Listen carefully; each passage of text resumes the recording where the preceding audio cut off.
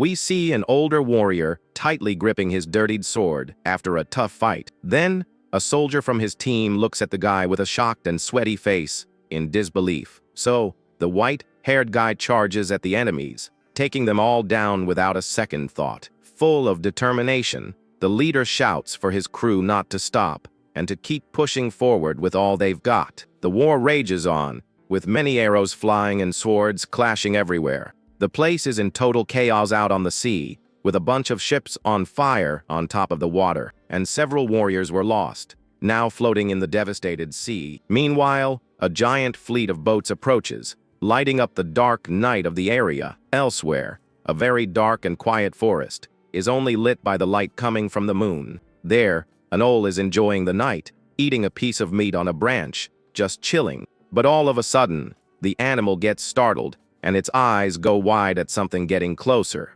Terrified, the owl flies away in a hurry, leaving its food behind to escape the danger. Soon after, very loud sounds of fast footsteps begin to echo down the dirt path. At that moment, two guys on horseback are galloping at high speed along the trail in the middle of the forest. The two show a lot of urgency and tension on their faces during this whole rush. Finally, the pair reaches the top of a hill and can see a very large military camp. Inside the fort, a guard peeks from behind a curtain with a very sad expression. In there, someone is trying to treat a very serious injury, placing some bandages on the wounded skin. The healer presses a dark paste onto the wound, trying to contain the damage that was done. We find out the injured person is that older general, now lying down and covered in bandages. Just then, two young men enter the tent, super worried, and ask how he is doing now. The oldest son replies, breaking out in a cold sweat, that his father hasn't woken up yet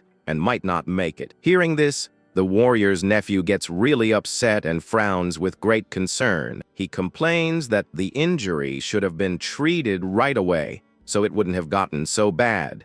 But the heir explains sadly that the old man was stubborn and wouldn't let anyone mention the wound. Right after, the doctor who was treating the patient comes out from behind the curtains, getting their attention. Desperate, the relatives immediately ask if the commander has shown any signs of improvement. Wiping his face, the doctor just shakes his head and tells them it was all over. The young man stands there, stunned, asking in a weak voice if his father had really passed on. However, the healer trembles nervously and gulps before he can give the real answer. Leaving everyone speechless, the doctor says that the patient actually just woke up.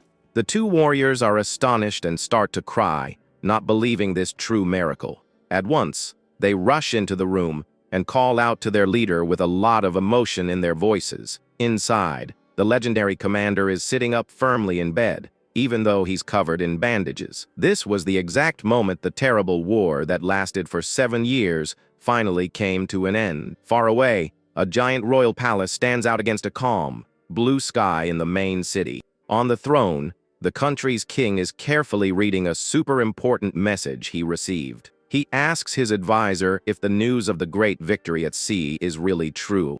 The king scowls and grumbles that even the afterlife seems afraid to take that guy. Hearing this, the official in green gets confused, not getting what his master meant. Quickly covering it up, the king lies, saying the general's passing would be a horrible thing for the country. The servant agrees with him, saying the people would be devastated to lose their great hero. After all, the legendary warrior saved everyone from the invasion and became an idol on the city streets. With that, the advisor suggests that the warrior be promoted for his acts of courage. But the king freaks out with anger and yells, asking if the servant is trying to diminish his power. Trembling with fear, the man bows, trying to explain that the allied troops had the same idea. Unwilling to listen, the emperor raises his hand and orders the man to leave his chamber immediately. The bureaucrat raises his head, in complete disbelief at his boss's aggressive attitude. With a very scary look,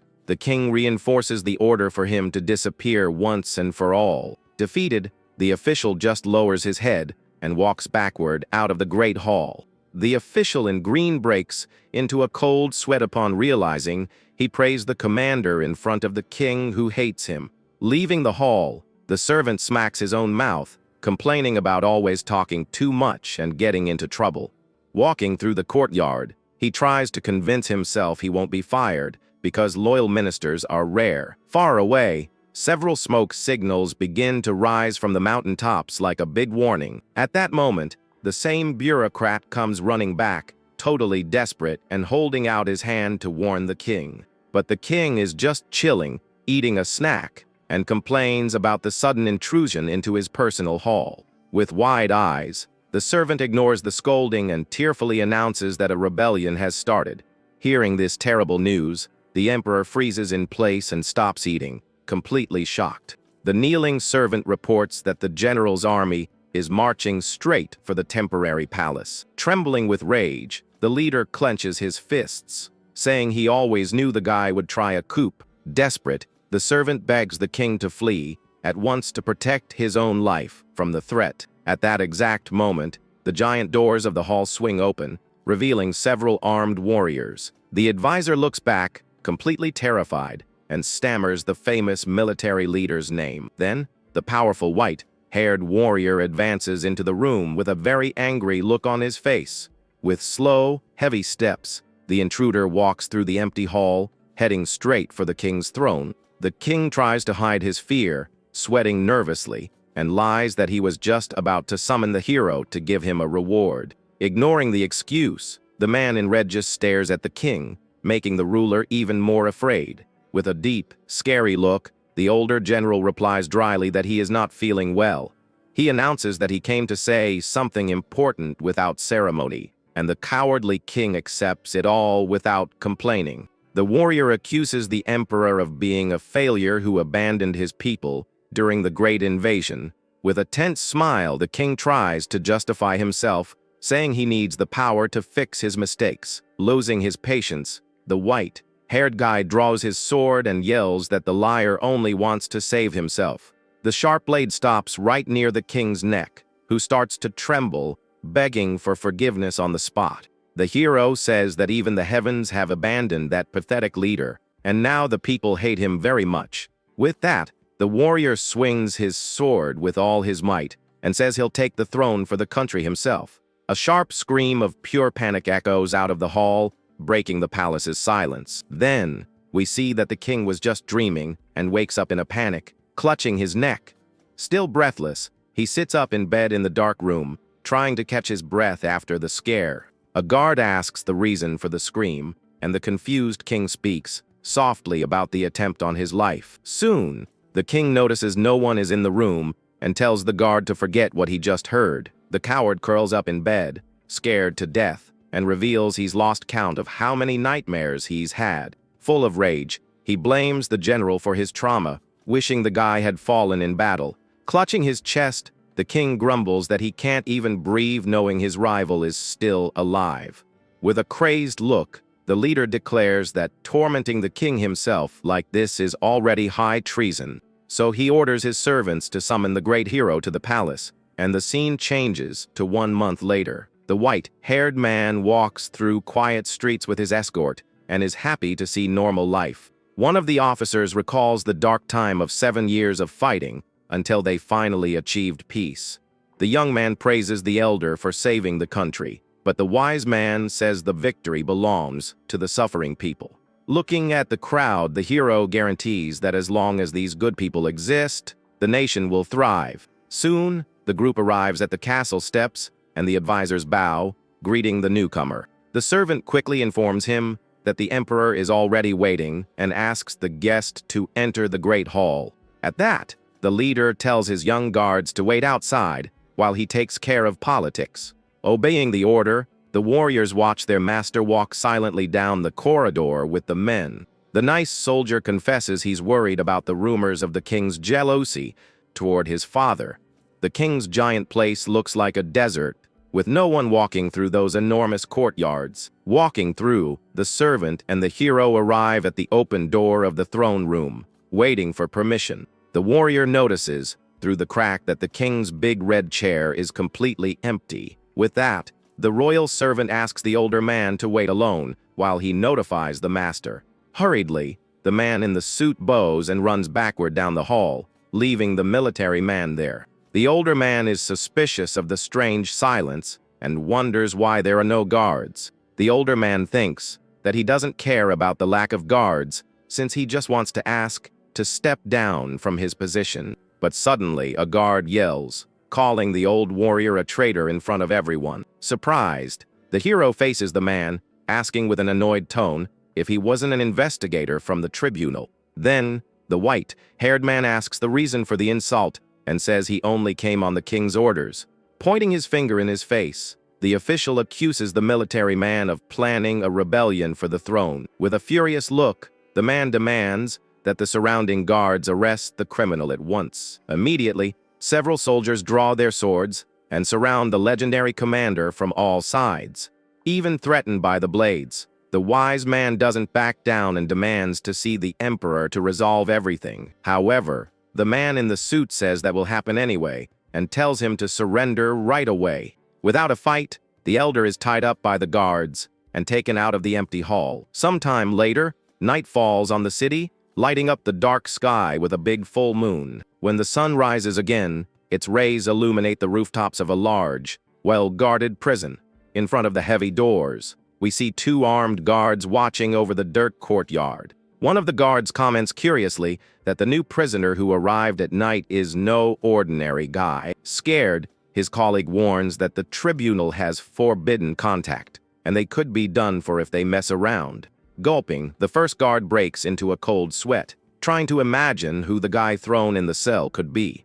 Inside, the old hero is sitting on the straw floor and realizes the king really wants to get rid of him. And with a tired look, the warrior complains about the situation, wishing he had gone down fighting for real. He says he doesn't care about his own life, but suffers thinking about what they will do to his wife and daughters. Outside, the king's investigator approaches the bars, making fun of the prisoner's face. The white-haired man looks up, surprised, and recognizes that man as the Grand Prince. Irritated, the military man asks if it was that phony character who filled the king's head with lies. With a little smile, the noble pretends to be offended, saying that people might think he's a villain. Soon, the advisor changes his tone and threatens the warrior, reminding him that he can have his body cut to pieces. The man in purple continues the blackmail, talking about all the hero's relatives and children in danger. Freaking out with rage, the commander promises to curse that guy if anyone touches his family. Unafraid of his anger, the man in the suit calmly says he is there to ensure peace for everyone. But the politician makes it clear that the family's life depends solely on the choice the elder makes. With a wicked smile, the servant warns that the prisoner has little time and needs to decide soon. Satisfied with the torture, the advisor turns his back, saying he has a lot of work to do.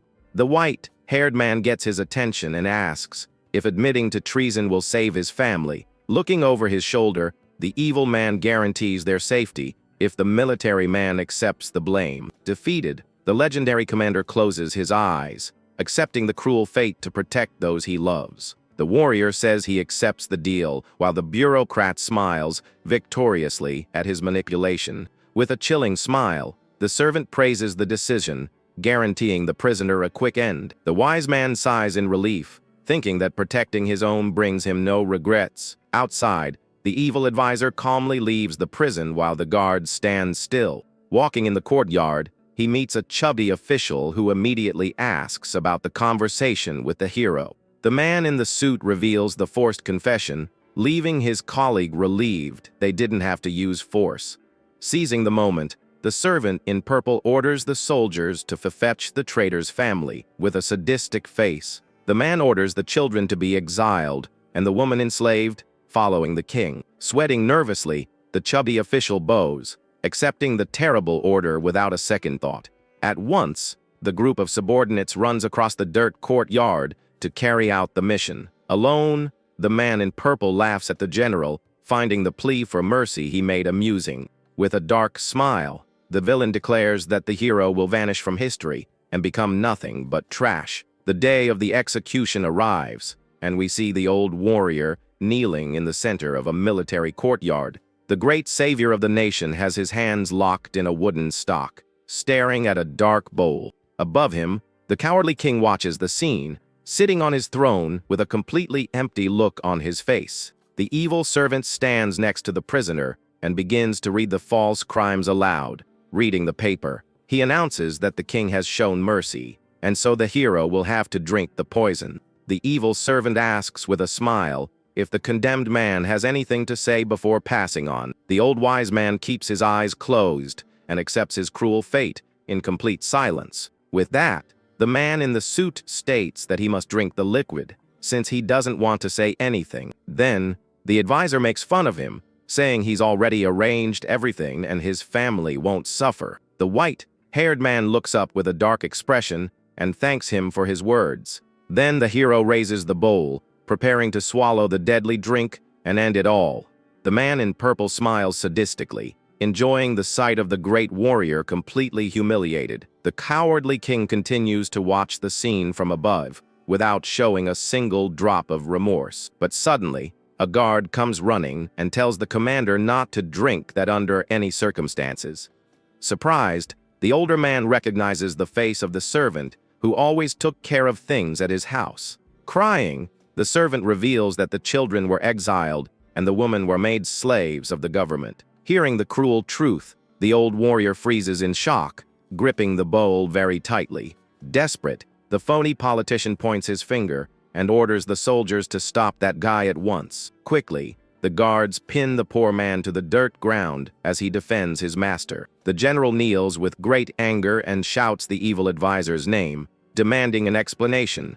With a look full of hatred, the legendary hero understands he's been played for a fool the whole time. The king in the suit states from above that rebellion is a crime also paid for by the traitor's children. Oh, traged, the old man swears he never planned anything against the throne and only fought to protect the country.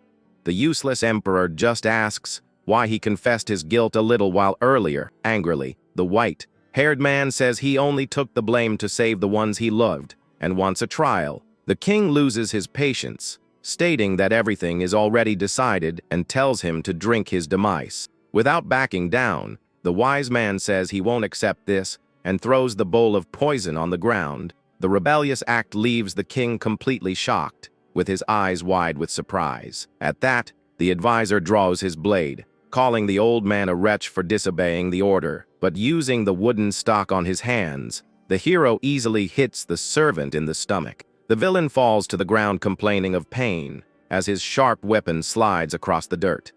With agility, the commander picks up the weapon from the ground, showing he's still a great warrior. Scared, the coward crawls back and asks them to resolve things in a normal way. With a terrifying face, the older man says that just getting rid of one parasite won't save the country. The soldier then advances angrily, declaring that the one truly responsible for the ruin is the king himself. Seeing his end approaching, the king panics and orders the guards to stop that madman. Quickly, an imperial soldier runs toward the hero, holding a very large spear. But with just one swing of his sword, the old warrior clears the obstacle from his path. The older man runs to the throne, yelling that he doesn't care about his life as long as his family lives. Raising his weapon, he calls the man a false leader for only caring about his own power. However, before the final blow, a light flashes, indicating that something very fast hit his back. The white-haired man feels a sharp pain piercing his body,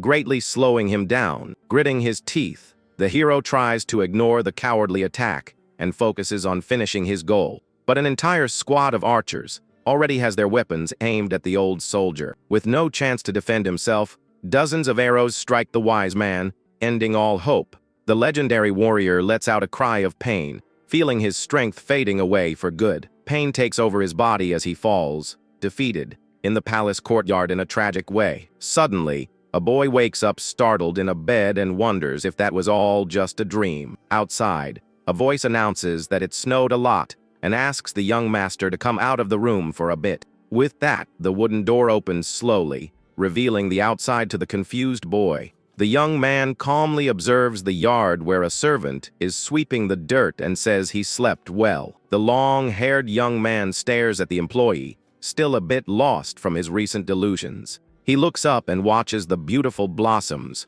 falling from the large tree in the morning sky.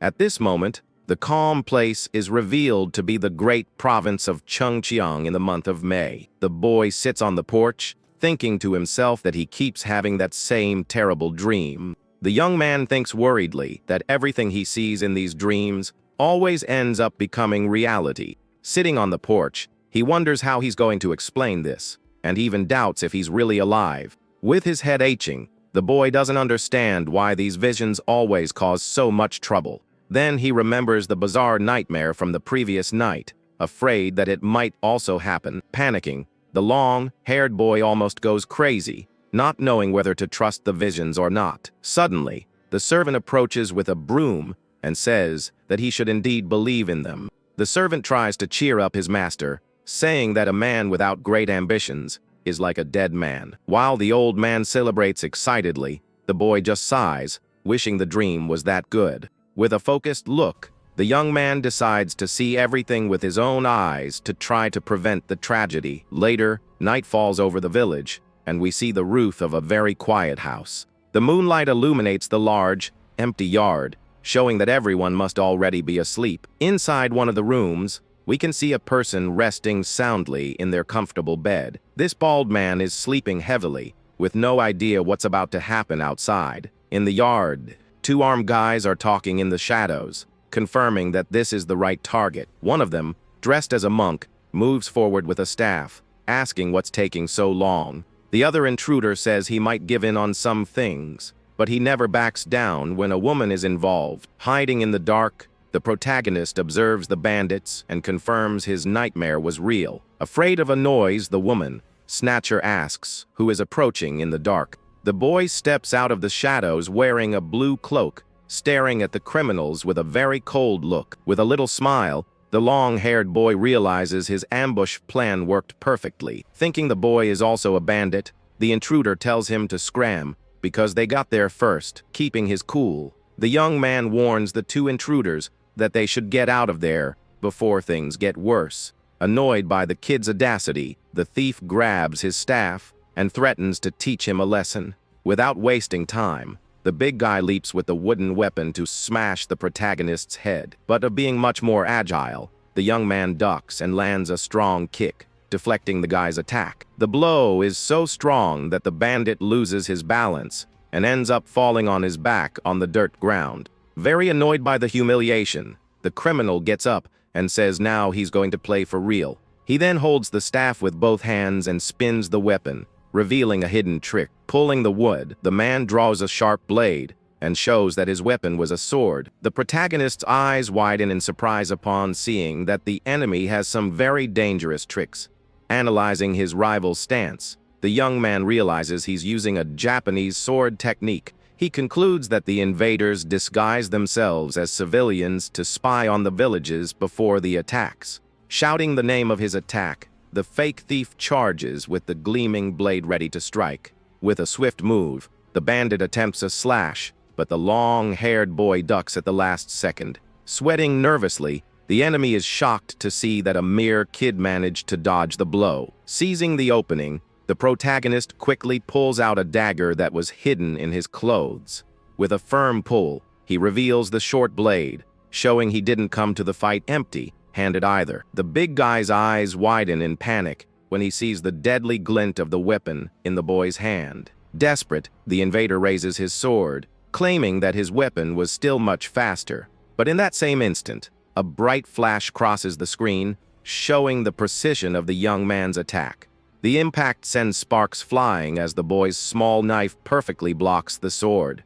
Holding the defense firmly, the protagonist faces the villain, proving that size doesn't matter. Then, the boy pushes the steel aside and lands a powerful elbow strike to his rival's face. The bandit spits blood, feeling his nose break from that violent and precise impact. Giving no chance to recover, the young man leaps into the air and tells the enemy to blame his nightmares. With a lethal move, the short blade strikes the criminal's chest, ending the fight instantly. The fake thief's heavy body falls backward onto the dirt as the boy takes a deep breath after the fight. Sighing in relief, the long-haired boy relaxes his stance, thankful for having prevented the invasion. But suddenly, his gaze freezes as he realizes he missed a detail from his vision. Looking over his shoulder, he remembers that there was actually one more bandit hiding nearby. The young man peeks into the window, hearing strange noises coming from the other house on the large property. Inside, a bald man takes off his clothes and admires a woman sleeping peacefully in bed. But suddenly, the man hears a faint creak coming from the door of his dark room. Annoyed, the brute complains, thinking his partner came into the room at the wrong time. However, upon turning around, the intruder comes face to face with the young warrior standing right at the entrance. Completely shocked, the big guy stammers, wanting to know who this mysterious intruder is. Keeping his cool, the long-haired boy asks for silence and suggests they settle things outside peacefully. The bandit just stares at the boy in silence, trying to understand what is happening there. Soon after, the man follows the boy to the dark courtyard, walking with very heavy steps. Then, the big guy curses his ally for letting a stranger invade the place so easily. But suddenly, the intruder's eyes widen in absolute and terrifying shock. He notices his partner's body lying on the dirt ground, right behind the mysterious young man. The disguised bandit has been completely defeated and can no longer move a single muscle. Sweating nervously, the bald man asks with a trembling voice if the boy was responsible for all of this. The hero turns his back and states with certainty that those criminals don't deserve to live. Full of rage, the villain threatens to cut the boy into pieces to feed to the fish later. Casting a deadly glare, the protagonist warns that they will soon see who ends up taken down. With that, the brute draws a longsword and says he is much stronger than his friend. Shouting in hatred, the criminal charges, delivering a brutal strike with his very sharp blade. Quickly, the young man blocks the impact with his dagger, sending large sparks flying into the air. The heavy enemy weapon slices through the air, very close to the super fast warrior's face. Showing his agility, the young man dodges at the last second, escaping what would have been a fatal blow. Then, the big guy mocks the hero's small knife, saying his own reach is greater. Taking advantage, the villain makes a wide swing, forcing the boy to jump backward. Even while dodging, the swift attack ends up, causing a grazing cut on the boy's shoulder. With a wicked smile, the enemy claims he almost managed to take his arm off. Raising the sword once more, the man guarantees he won't make the same mistake again. Analyzing his rival, the protagonist realizes he's going to lose his head if he doesn't fight seriously. The two fighters face each other in the silent courtyard, thinking about their next move in the fight. The bald man grips the handle of his weapon with an expression full of great frustration on his face. Meanwhile, the young man holds his dagger tightly, thinking of a way to overcome this disadvantage. The boy knows that in a tough fight, small chances decide who will come out victorious. He understands that the person with the bigger weapon ends up dictating the entire pace of the dangerous combat. Knowing this, the long-haired boy concludes that he needs just one single opening to turn the tables. Without wasting time, the villain attacks again, swinging the sword in a very aggressive way. An intense exchange of strikes and blocks begins to light up the courtyard in the dark night. The enemy taunts the young man, telling him to attack instead of just constantly defending himself. Then, the brute leaps, delivering a vertical slash while the boy dodges underneath. The hero admits that just running from the sword's reach will surely make him lose the fight. With a focused look, the boy decides there's only one way to end this confrontation. Gathering his courage, the young man charges forward with everything he has to try and get close to his large target. Surprised by the charge, the big guy hesitates upon seeing his rival running toward him. Quickly, the bald man retreats and tries to push the boy away, denying any chance of a hit. With that, the criminal jumps back, maintaining a large distance while trying to slice his rival. However, the clever hero reveals that he had already calculated his exact escape route beforehand. Laughing, the villain calls that nonsense, thinking the boy was just bluffing. But suddenly, the man's eyes go wide as he feels his back hit something very hard. Sweating in panic, the bandit realizes he's been cornered against the stone wall. Taking advantage of the small slip up, the hero leaps and delivers a swift strike with his sharp dagger. A strong flash cuts through the air, ending the battle against the great swordsman once and for all. The brute lets out a scream of agonizing pain as his chest is pierced by the young man's blade. Trembling with rage, the bandit promises to get the boy as he falls defeated on the dirt ground. With a heavy thud, the big man collapses lifelessly at the feet of the victorious young warrior. The boy thinks about his bizarre dream, where outside invaders secretly entered the village. In that dark vision, the young lady of the house gave up on living after being attacked. But thankfully, now the woman sleeps peacefully in her bed as if nothing bad had happened. With a slight smile, the hero celebrates, relieved to have been able to change that cruel fate. The next morning, the sun once again illuminates the large courtyard of the house, chasing away the darkness. While writing at his desk, the boy realizes that these nightmares are a great mission. He notes that the enemy attacks are getting worse and hurting innocent people. With a focused look, the long-haired boy decides he will be the one to stop all these invaders. Just then, a servant enters the room, curious about what his master was writing so intently. The older man presses the boy, wanting to know where he had been in the middle of the night. Hearing that his mother visited his room at night, the young man freezes in fear and breaks into a cold sweat. But the employee reassures the boy, stating that he made up a good excuse to protect him. Despite this, the servant maintains a serious posture and demands a real explanation from his master. Hiding it well, the protagonist lies and says he only left the house to visit an old cousin. The old man ignores the answer and reveals, shocked, that 2 thieves from out of town invaded the village. Pretending not to know anything, the young man puts on an expression of great shock and surprise. The employee takes a deep breath, feeling relieved that someone mysterious took care of the bandits. Soon, the old man kicks the air, promising to protect the boy, who just smiles, finding it amusing. Calmer now, the employee asks the young man to at least let him know before disappearing from home next time. Ending the conversation, the man gives a slight bow and says he needs to get back to work. He turns his back and starts walking across the dirt yard before stopping and remembering something. Looking over his shoulder, the employee asks if the long-haired boy has heard the new rumors in the village. The scene cuts to a large sign hanging outside a very bustling shop. Down below,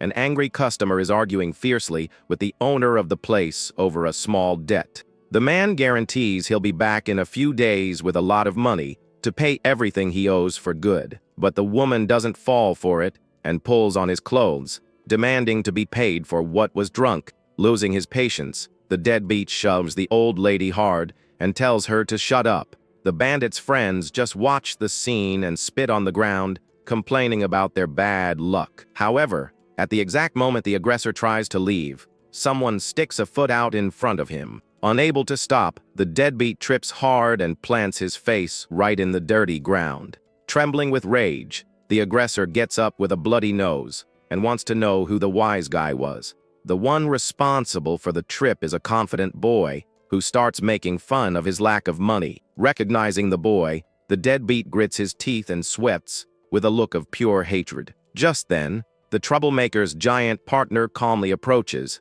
and asks the reason for the commotion. Ignoring the tense atmosphere, the big guy just stares at the newly arrived young man and tells him to pay the debt. The other friend in the group points his finger and threatens the boy, demanding he pay the whole bill. Seeing the collector's firm attitude, the deadbeat gets a little scared, not understanding his courage. Suddenly, a beautiful metallic sound echoes as several gold coins are tossed onto the dirt. The big guy grumbles and hands over the money while trying to understand what craziness was happening. With their tails between their legs, the 3 brutes turn their backs and start to leave the bar. But the gang leader's eyes go wide, getting a huge shock when he notices a sinister detail. The young collector casts a deadly and threatening glare that would give anyone the chills. Trembling with terror, the big guy hurries his friends along, wanting to get out of there as fast as possible. With a smug smile, the boy waves goodbye to the scared deadbeat mockingly. Far away, the partners make fun of the big guy's fear and ask who the feared kid is. His friend tries to guess if the boy was the son of some important local politician. The big guy then reveals that the boy is tough because he's always lived freely, being an illegitimate son. At that, a boy with a red headband thinks seriously about the dangers of messing with that kid. Then he tells the lady by his side to at least stay for dinner before she leaves. With a firm look, the man states that she should focus on eating well and taking care of her mother. But without waiting for an answer, the young man turns his back and walks across the yard, leaving the girl behind. At that moment, the boy with the headband's eyes go wide, getting a little startled by something. Soon, a little girl comes running anxiously down the dirt road, calling the tall man's name. The girl arrives tired and out of breath, while the young man questions the reason for all the shouting. With that, the little girl gets closer and starts whispering a big secret in the young man's ear. Surprised by the gossip, he questions if it's real, and the girl swears she saw it with her own eyes. Breaking into a cold sweat, the man gets confused, trying to understand why someone would suddenly start training. Far away, we see a beautiful bamboo forest illuminated by the afternoon sun's rays. In the middle of the trees, the young hero trains with his sword, remembering his people's suffering. Driven by determination, the long-haired boy swings his blade and repeats that he needs to get much stronger. He executes a powerful strike in the air and states that this is the only way to protect his family. With a cry of rage, the warrior attacks with all his might, wanting to prove he is different from the leaders. Completely focused, the young man swears to himself that he will surpass all limits and be unbeatable. Later, the young man walks calmly, leading his horse during a beautiful sunset. But suddenly, the warrior stops walking and looks to the side, somewhat surprised by something. Then, he spots a small servant girl slowly approaching on the dirt path in the forest. Getting closer, the girl bows respectfully and greets the great hero politely. The young man questions the visit, and the little servant informs him that her lady asked her to deliver a letter. Holding the paper, the hero recognizes the handwriting and confirms the message came from his beloved Manhwa. Reading the message, the warrior discovers that the beautiful young woman has something very important to say. The little girl informs him that her mistress is waiting near the hill, and the young man accepts the invitation. Far away, a beautiful young woman waits patiently at the top of a hill with flowers and a tree. Soon, the little servant climbs the hill, guiding the young warrior to the meeting spot. With their arrival, the beautiful woman turns her head and gives a gentle smile, thanking her for the favor. The hero approaches suspiciously and wants to know the reason for the urgent and unannounced meeting. With a sad look, the young woman lowers her head and reveals that things have taken a terrible turn. The beautiful girl confesses with great pain in her heart that her father has forbidden their relationship. Keeping his cool, the long-haired boy agrees and states that disobeying their parents would ruin their honor. With a slight smile, the hero says they weren't born to be together and promises he will miss her. But the young woman turns completely red with anger and yells, asking if the young man has always been so cold. Furious, she demands a reaction from the warrior, finding it absurd that he accepts the breakup so easily. Startled by the scolding, the young man is confused and questions if there's another way out of the problem. Calmer now, the girl explains that her father doesn't hate the young man, he just doesn't want to mix families. Hopefully, she suggests an old custom where the groom abandons his own clan and lives with his wife. Hearing this, the warrior panics, shocked by the crazy idea of giving up his family name. Ignoring her beloved's shock, the girl demands that he think carefully about the proposal and give a quick answer. Still a bit dazed, the hero sighs deeply and promises to evaluate the situation carefully before deciding. Soon, the young man says goodbye and starts heading down the hill, leading his horse with a mind full of doubts. The beautiful young woman and her little servant just watch the warrior leave, hoping for a happy ending. Walking thoughtfully, the young man laments the dilemma, knowing that any choice will bring pain to someone. Suddenly, in the middle of the isolated trail, someone starts yelling the hero's name desperately. Caught by surprise, the long-haired boy holds the animal's reins and turns his head to understand the commotion. He then recognizes the boy with the red headband running hastily toward him with the little girl. The man says breathlessly that he searched the entire training center, and the warrior says he was just heading back.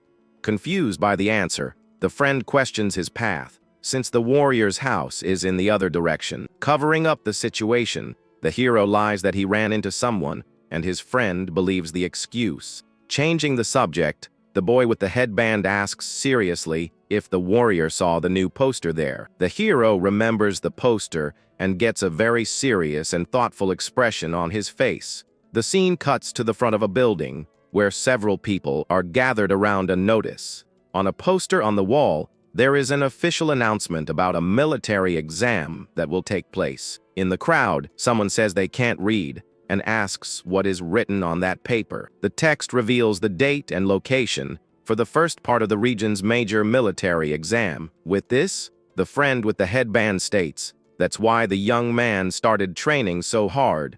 The warrior then remembers a moment on his horse, wondering if he had been reborn. Then, he has a vision of himself in another life, being struck down by arrows in his back. The young man wonders if he was actually having spiritual dreams about his future. In any case, he couldn't believe it, so his horse bolts at high speed. Right after, the hero starts riding very fast through the forest to test something. Without wasting time, he readies his bow and arrow while continuing to ride the animal. With total concentration, the young warrior aims at a very distant target among the trees. The arrow hits its target dead on, showing that his training has paid off. Lost in thought, he decided to see the event from his nightmare with his own eyes. A large group of men walks towards a huge gate of a very old temple. In the courtyard, several candidates gather, forming long lines for the opening ceremony. That event was the military exam the protagonist saw in his premonition dream. If the vision is real, he would fall off his horse in the first phase and be failed on the spot. Countless soldiers line up in the courtyard before three important army officials. Commander Yunjik Sun announces that this year's exam will be divided into 6 disciplines. The tests include wooden and iron bow, short bow and mounted archery, mounted spear, and even polo.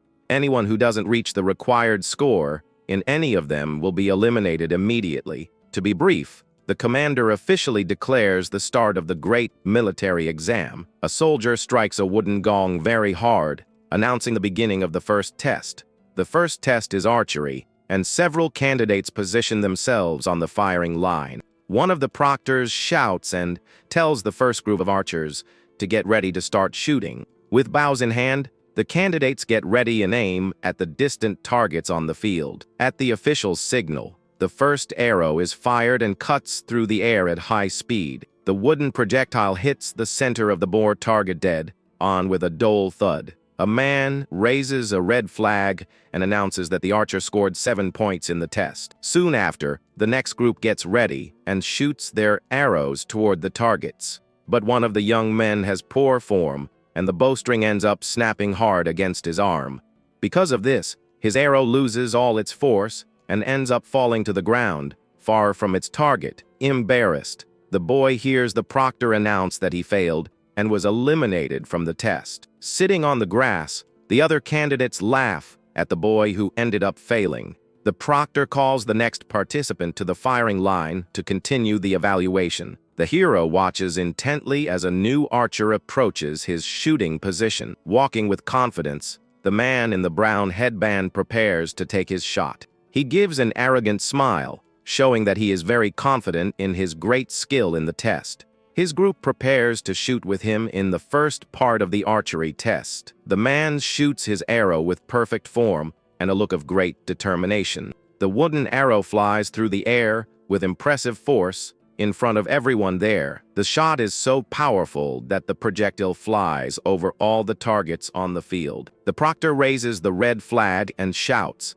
that the candidate passed the test. Impressed, the other guys comment that the arrow flew more than 250 bow. One of them calculates that because of the distance, he will get at least 2 extra points. The protagonist just watches the scene with a very serious and focused expression on his face. Without delay, the confident archer fires his second arrow with the same force as before. Again, the projectile flies far, passing the targets and landing in the grass many meters ahead. The archer in brown celebrates his shot by clenching his fist while the others get ready. Other guys comment that the man's archery is very impressive and above average. One of them reveals that the archer's name is Zhou Yu. One but doesn't know if he was ever in the military. A friend bets that the candidate will place first in their group, no doubt. But an older man interrupts, saying that candidate is already out of the test. Confused, the other guys question how the skilled archer could be eliminated. The older man explains that his form is wrong and full of very careless movements. One of the guys retorts that it doesn't matter if he has good aim in the end. The older man remains silent, thinking, while the protagonist observes everything from a distance. With that, everyone's attention returns to the shooting range, where the archer is preparing. The proctor gives the order, and the man's third arrow is fired with incredible force. One of the spectators gets excited by the scene and praises the young man's powerful launch. However, the older man disagrees, stating that the arrow's flight arc is too high. The scene shows the arrow climbing too high in the blue sky with white clouds in the background. Suddenly, the projectile loses force and begins to fall, making a very strange curve. The watching candidates are completely shocked and don't understand what they just saw. With that, the arrow ends up landing in the dirt well, before getting near the wooden target. The proctor raises a white flag and announces that the shot was worth only 5 points. Annoyed with the result, the archer grits his teeth and starts to sweat with frustration. Seeing the scene, the experienced old man murmurs that everything happened exactly as he predicted. With his fists clenched in anger, the man walks away from the firing line, completely defeated. The proctor then announces the next candidate, and the hero faces it all with determination. When it's his turn, the young man in blue walks with his group to the wooden platform. All 4 archers get into position and begin to ready their bows at the same time. With a focused look, the hero draws the bowstring and aims at his target with great precision. Watching from afar, the old man praises the young man's form, comparing it to a blooming flower. Following the proctor's order, the warrior releases the arrow with a perfect and elegant stance. The wooden projectile flies through the air in a straight and precise trajectory toward the target. The arrow hits one of the spinning targets dead on, right in the middle of the red cloth. Since the tips are not iron, they don't pierce the target and only hit it with force. The proctor beats a drum and announces that the shot was clean, worth 7 points in total. The guys who doubted the old man are left speechless by the protagonist's performance. The older man realizes the young man had the strength to shoot farther and get extra points. The others wonder why he held back on purpose and threw away that advantage. The proctor raises the red flag once more and yells for the group to get ready. Calmly, the young warrior raises his wooden bow for the second shot of the test. Then he pulls the string back, concentrating fully to hit the target again. At the signal, the hero releases the arrow with the same form and determination as the first shot. Once again, the round-tipped projectile flies in a straight line, cutting through the air very fast. The shot hits the cloth target dead on with a strong and precise impact right in the center. With another beat of the drum, the proctor announces another clean hit for the young warrior. Jaw dropped, the experienced man can't believe the young man hit the bullseye again. The other candidates are shocked by the mysterious rival's flawless performance. With bow in hand, the hero prepares for the third and final shot of that round. Suddenly, a gentle breeze begins to rustle the leaves of the trees on the shooting range. The old man notices the strong wind and wonders if it will mess up the boy's aim. Seeing the gust, the arrogant archer gives a wicked smile, hoping for his rival's mistake. But the young man in blue remains calm and focused, aiming at the target despite the wind. He analyzes the salty air and the strength of the wind blowing from the northwest to adjust his shot. The red flags on the stone wall wave strongly, showing the gusty wind in the area. Completely focused, the hero prepares to release his last arrow of the test. With a quick and precise movement, the young man fires the projectile, which shines brightly. The arrow flies through the air, making a strange curve due to the strong gust of wind. The spectators shout that the shot was too high and veered to the side of the target. But the experienced old man notices that the young man lowered his aim on purpose to compensate. The arrow continues its curved trajectory through the sky, looking like it will miss the target by a mile. Confused, the candidates wonder how the arrow was making that crazy movement. Someone then realizes that the wind was actually carrying and guiding the projectile. With a perfect curve, the arrow changes direction and hits the target dead. Once again, the other competitors are left speechless, not believing that young man's skill. The older man praises the young man, saying he read the wind and trusted the breeze to guide the shot. He states that this is a master's technique, capable of piercing a leaf from 100 paces away. The proctor beats the drum for the third time, confirming the candidate's perfect hit. The guys comment that even so, the other archer still has an advantage because of the bonus points. Everyone watches the protagonist's group leave the platform after finishing the test. The arrogant archer faces his rival with a smile and says the competition just got more fun. The hero just stares back with a serious and determined look, without saying a word. The scene shows the new target for the second phase, which is a wooden board with a red circle. A proctor announces that the next test will be with short arrows and the rules are the same. Unlike normal ones, these arrows are small and shot using a bamboo tube. The official then calls candidate number 270, to start the test. Far away, two high-ranking officials walk and talk through the exam courtyard. One of them comments that the level this year is high and mentions Jo Ji-won's good performance. The other official repeats the candidate's name, seeming to recognize it from somewhere famous. His colleague explains that Ji-won is a former soldier who earned merit in battle but retired. The scene cuts to a short arrow, hitting the red target of the second phase dead on. The archer scored 30 points on each shot, totaling 90, and hitting all of them. The official points to the skilled archer and shows him to his superior at the location. The commander comments that his form is different from the others, as expected of a soldier. He bets that Ji-won will be the overall first place, and his subordinate agrees. So the two decide to take a look at the other groups to evaluate more candidates. Suddenly, they hear the sound of a hit and turn their heads toward the noise. Far away, they spot candidate 310 preparing for the second shot. With a swift move, the hero shoots his short arrow, which flies like a beam of light. The projectile hits the center of the wooden target dead on with impressive precision. The commander asks if that man hit twice, and his servant confirms it right away. The leader says that with so many candidates, it's hard to remember them all just by their number. But the aide remembers that he is Yi-sun Sin, the second place finisher from the first phase. Surprised, the commander reveals that his family hasn't had a military tradition for a long time. That's why he finds it impressive that a man with no formal training shoots so well. Once again, the officials are impressed to see another dead on hit from the young man. The other candidates comment on the young man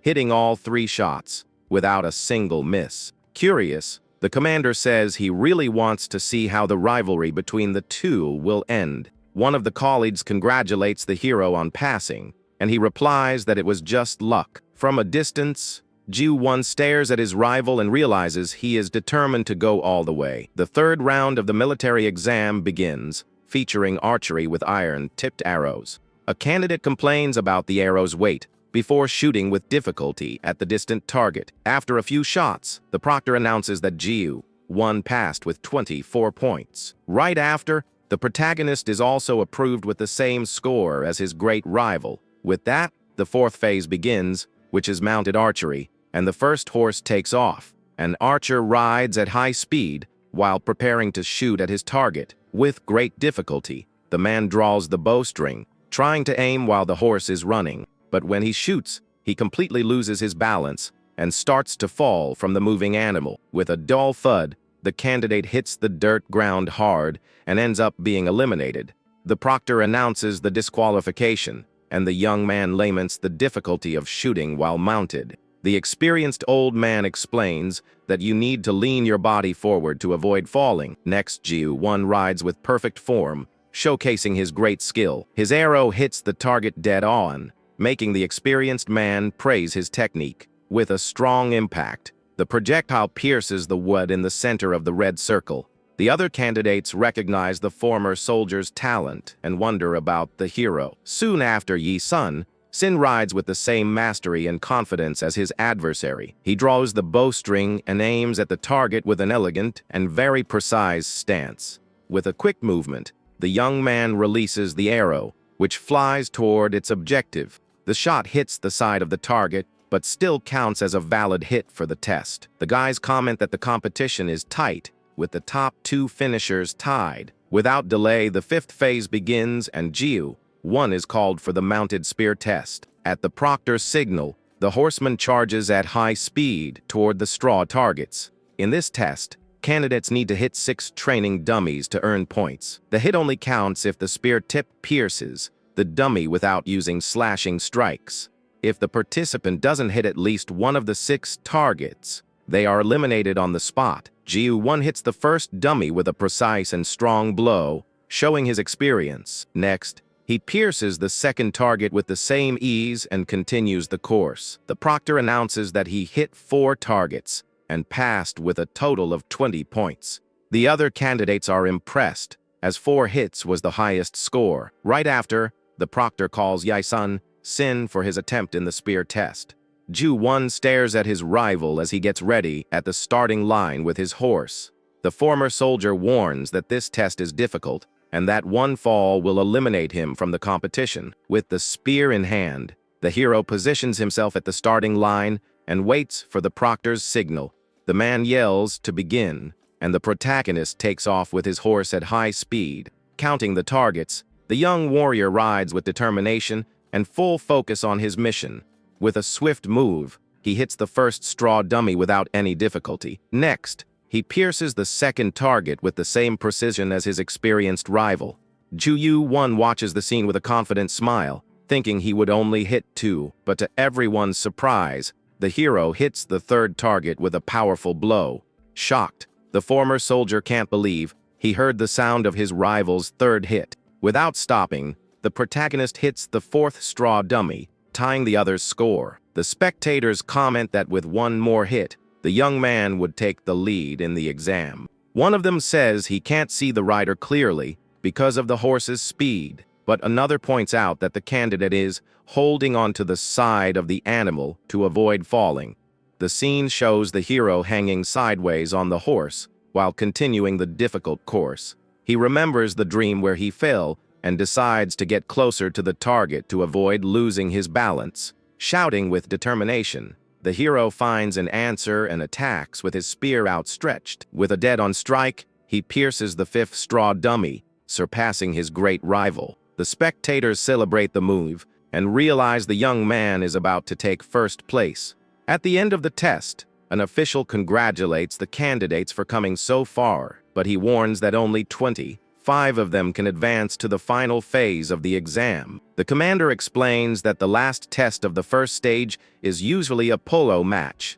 However, he announces that after a discussion, they decided to switch the test for a new challenge. The candidates whisper, confused about the sudden and unexpected change in the exam. The final test will be hand-to-hand combat with short weapons against real soldiers. Shocked, the guys shout in disbelief that they will have to fight against active military personnel. While everyone panics, the protagonist faces the news with a very calm look. The commander points and warns that the soldiers behind them will be their opponents. The candidates look back, still unable to believe what was happening. A group of experienced soldiers stares at the young men with a serious and intimidating expression. The competitors are terrified at the idea of facing real warriors. One of the guys laments and tells himself that his great challenge ends right there. The older man agrees and gives up, saying he doesn't stand a chance with a sword. He says goodbye, and the others wish good luck, rooting for those who decided to continue. In a large courtyard, the rules are explained, and the fights will use wooden swords. The winner gets 45 points, and anyone who loses or ties within 23 minutes is eliminated. The guys complain upon learning that a tie also results in direct elimination from the test. The proctor then calls Candidate 17 and Soldier 1 for the first fight of the day. The two opponents face each other in the middle of the dirt arena, prepared for combat. The soldier holds his wooden sword with a confident look and a firm stance. The candidate, however, seems nervous, but keeps his guard up to not falter in the fight. With a shout, the young man charges forward and delivers the first attack of the tense match. The experienced soldier easily blocks the young candidate's sequence of blows. Desperate, The young man tries to attack again with all his strength, but with no success. Calmly, the soldier prepares to counter, attack and end the fight once and for all. He dodges the blow and blocks the young man's attack with his training sword. With a swift move, the soldier disarms the candidate, who is left completely defenseless. Tired, the young man realizes the huge difference in level between him and a real soldier. The soldier arrogantly asks if his opponent still has any tricks up his sleeve. Sweating nervously, the candidate is speechless, just staring at his powerful adversary. The soldier announces he's going to end it and charges forward with a finishing blow. With a sequence of attacks, the soldier hits the young man squarely, who cries out in pain. The young man loses his balance and starts stumbling backward, unable to defend himself. With a dull thud, the candidate falls to the dirt ground, completely defeated in the arena. The soldier points his sword and announces that his opponent has been eliminated from the competition. Far away, Ju-won smiles, thinking that now the exam has become really interesting. The protagonist observes his rival, wondering where all that confidence to fight comes from. Suddenly, one of the proctors approaches and asks if he is candidate Jo Ji-won. The man informs him that there is an important person who would very much like to speak with him now. The proctor asks the young man to follow him if he is curious to know who called for him. Meanwhile, in the arena, candidate 55 is also defeated and eliminated. Soon after, candidate 62 loses his fight and says goodbye to the military exam. The officials worry about so many defeats and wonder how they will choose the 25. But the commander reassures them, saying the spots can be filled based on their scores. He decides to wait and see if any of the candidates could pull off a miracle and win. More candidates continue to be eliminated one after another by the experienced soldiers. The scene cuts to one of the buildings at the exam site, where Ji-won is following the proctor. The young man thinks he can't go far because he could be called to fight at any moment. Arriving at the location, a man with his back turned asks if the former soldier still remembers him. Upon turning around, Ju-won recognizes the man's face and is surprised by the reunion. The man introduces himself as Oh Dong-chu and says he served with him on the border. With a smile, Ji-won states that he could never forget his old companion.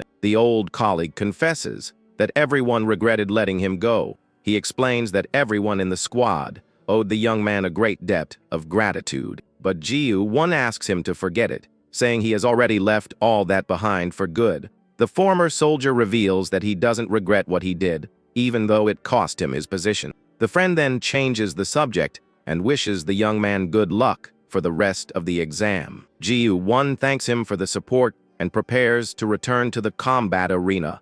Suddenly, he stops walking and looks back as if he remembered something. The former soldier asks if his friend is one of the oldest among the soldiers there. With a smile, the man confirms and asks if the young man needs any favors from him. Ji-won reveals that he has a favor to ask because there is someone who is bothering him. He says that with his friend's help, he can finally get a great weight off his shoulders. Far away, the officials comment that they are eager to see Ju-won's fight. With his sword in hand, the former soldier enters the arena, ready for his final combat. The proctor authorizes the start of the fight, and the two opponents face each other in the center of the courtyard. With a leap, Ju-won attacks with everything he has, and the soldier defends with his wooden sword. The soldier spins and tries a counter-attack, but the candidate is faster and dodges. The two exchange blows in the air, showing they are at the same level of skill and strength.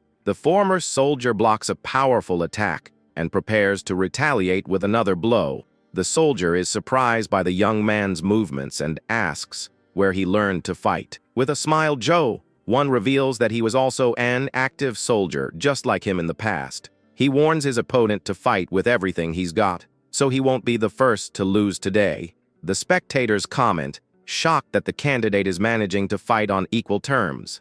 The protagonist just watches the combat with a serious and focused expression on his face. The two fighters exchange fierce blows, sending sparks flying with each impact of the swords. The proctor stops the fight and announces that time is up, resulting in a tie. The other candidates celebrate the incredible feat of managing to tie with a soldier. The officials comment that One is indeed an impressive candidate, as expected. Next, the proctor calls Yi's son, Sin, to be the last one to fight in that phase of the exam. The officials remember that he placed second, but took the lead in the fifth phase. One of them praises the young man for coming so far, but doubts he can beat an experienced soldier. He expects the young man to lose the lead, but wants to see how long he can last. The proctor calls soldier number 7 to be the protagonist's opponent in the arena. A colleague wishes him good luck, and the soldier replies not to worry about a brat. Suddenly, another soldier places a hand on his colleague's shoulder and stops him from going. The man offers to fight in his place and tells his companion to go rest. Surprised, the soldier asks if the instructor is really going to fight against a rookie candidate.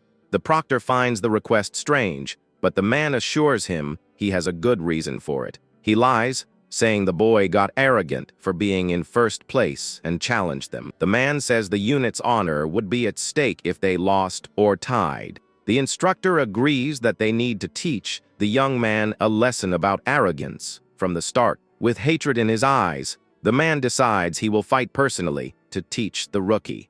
The proctor authorizes the switch, and the fight between the instructor and the protagonist is about to begin.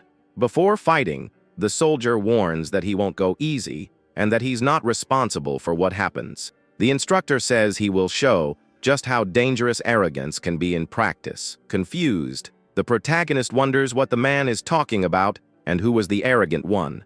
The scene cuts to a flashback in a bustling village with several stalls and people. A fortune teller shakes a jar with sticks and shouts magic words to read a fortune. He picks one of the wooden sticks to begin predicting his client's future. A curious man approaches and eagerly asks what his fortune said. The fortune teller analyzes the stick and begins to talk about hexagrams and very confusing things. Annoyed, the client asks him to stop beating around the bush and just say what it means. In simple terms, the man reveals that the client will triumph in the end and be approved. The young man complains that all fortune tellers say the same thing and questions his ability. He wonders if he's been fooled his whole life, and the others tell him to get out of there.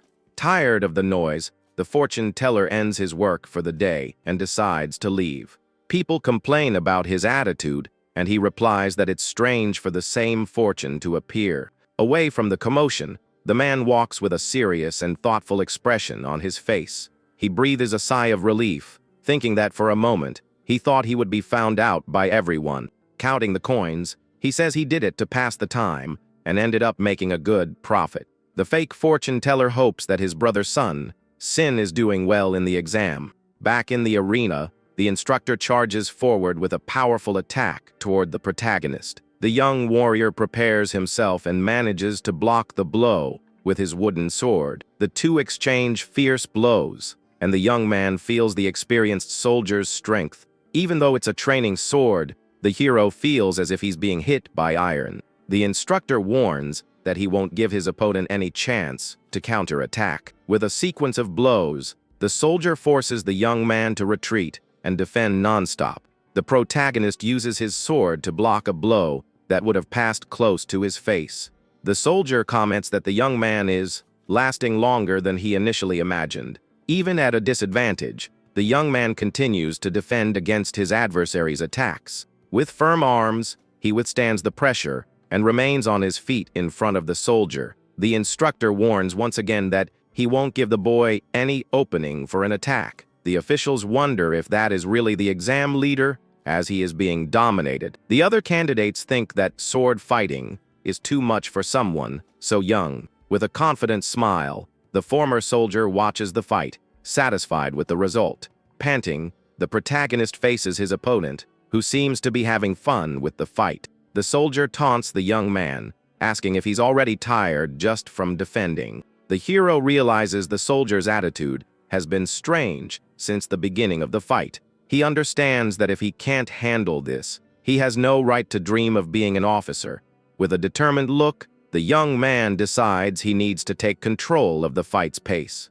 The instructor leaps to attack and tells the boy to give up if he's already lost his courage. Suddenly, the soldier's eyes widen, startled by something unexpected in the fight.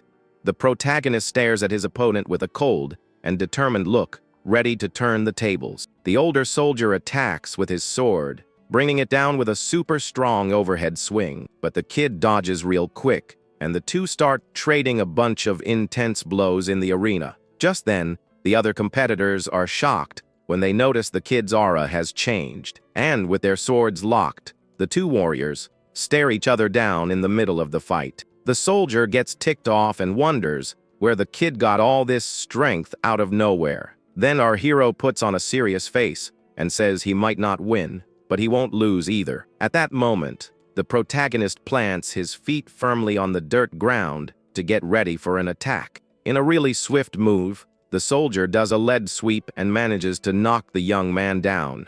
The hero loses his balance and ends up falling flat on his back, feeling the impact of the fall. This gets the crowd all confused, wondering if you're allowed to kick in a sword, only fight. Meanwhile, the older guy grips his weapon tightly and gets ready to finish it. He stands over the fallen boy and raises his sword for the final blow. Just like that, the instructor shouts loudly and brings the weapon down with full force toward the young man. The young man's eyes go wide when he sees the piece of wood coming right at his face, but with a loud thud, the sword hits the dirt ground hard and kicks up dust. The other candidates panic, thinking the man tried to come down hard on the competitor. Then we see that the protagonist managed to turn his head just in time to dodge the attack. At that, his peers notice the warrior's insane reflexes to have escaped that blow. Right then, the judge raises his hand and announces that time is up, ending the official match. Soon, the officials start discussing the result, unsure about the final decision. The military leader says that using your feet is also a technique and gives the victory to the instructor. Hearing that, the newbies hear the word instructor and don't get why he was fighting in the test. The proctor in the middle of the arena announces loudly that candidate 310 has lost.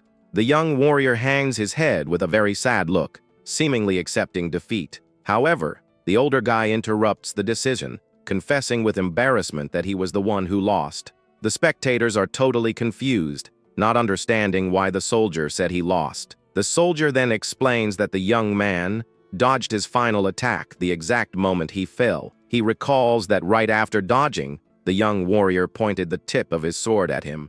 The man admits that if they were real weapons, he would have been a goner. With great honor, the experienced soldier tells everyone that the newbie is the winner. The protagonist stares at his opponent in silence, looking surprised by his attitude. At this, the exam commander glances over to analyze the whole situation in the arena. After thinking for a bit, the official gives a smile and agrees with the soldier's explanation. Next, he changes his final decision and announces the young candidate's great victory. All the other guys raise their arms and celebrate the big win against a soldier. But from a distance, the ex-soldier watches everything with a very serious face, feeling an enormous pressure. The instructor praises the boy's courage and acknowledges that he didn't get first place by luck. He also gives some advice, saying that arrogance brings laziness and destroys warriors. The hero listens carefully and realizes the older guy is speaking with good intentions. Then, the soldier turns his back and says there's one more thing he has to tell the young man. The soldier reminds him that he still needs to pass the other tests and tells the newbie to stay focused. That said, he hopes to meet the boy again and guarantees he won't lose next time. With a confident smile, the protagonist accepts the challenge, saying he'll be waiting for it.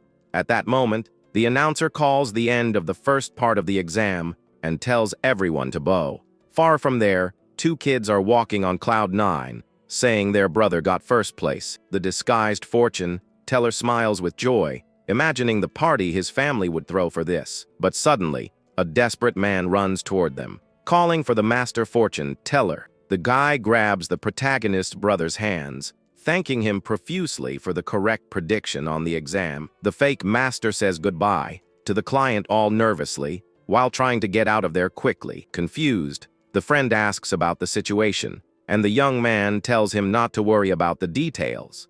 While they walk, the friend asks what he did in the exam, accusing the guy of reading fortunes. Elsewhere, we see a beautiful port with several wooden boats docked on the river. Just then, a young noble lady arrives at the place, followed closely by her servants. At that moment, she overhears some guys gossiping that the great warrior passed in first place. Hearing this, the servant excitedly comments that everyone in the region is only talking about the young master now. The men drink happily, celebrating that the old family's luck has finally changed, but an upset guy interrupts the party, saying he only passed the first phase. He warns that without money or powerful connections, the young man will end up in a useless position in the end. Hearing that, the noblewoman and her servant look at the old man, totally confused by the conversation.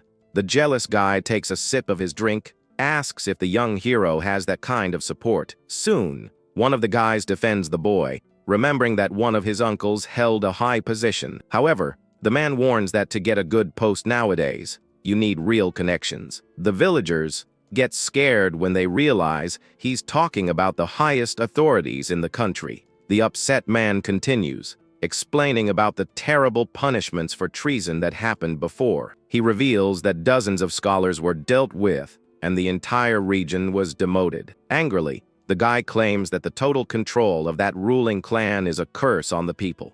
At this, the others tell him to shut up and flee, afraid of getting into trouble. The servant observes the scene and warns her lady that the man is in serious danger, but the noblewoman just replies that if no one does anything, the world will never truly change. Next, the scene cuts to a huge house where a young servant is sweeping the dirt yard. Inside the room, the young warrior is focused on writing a text while his brother eats casually.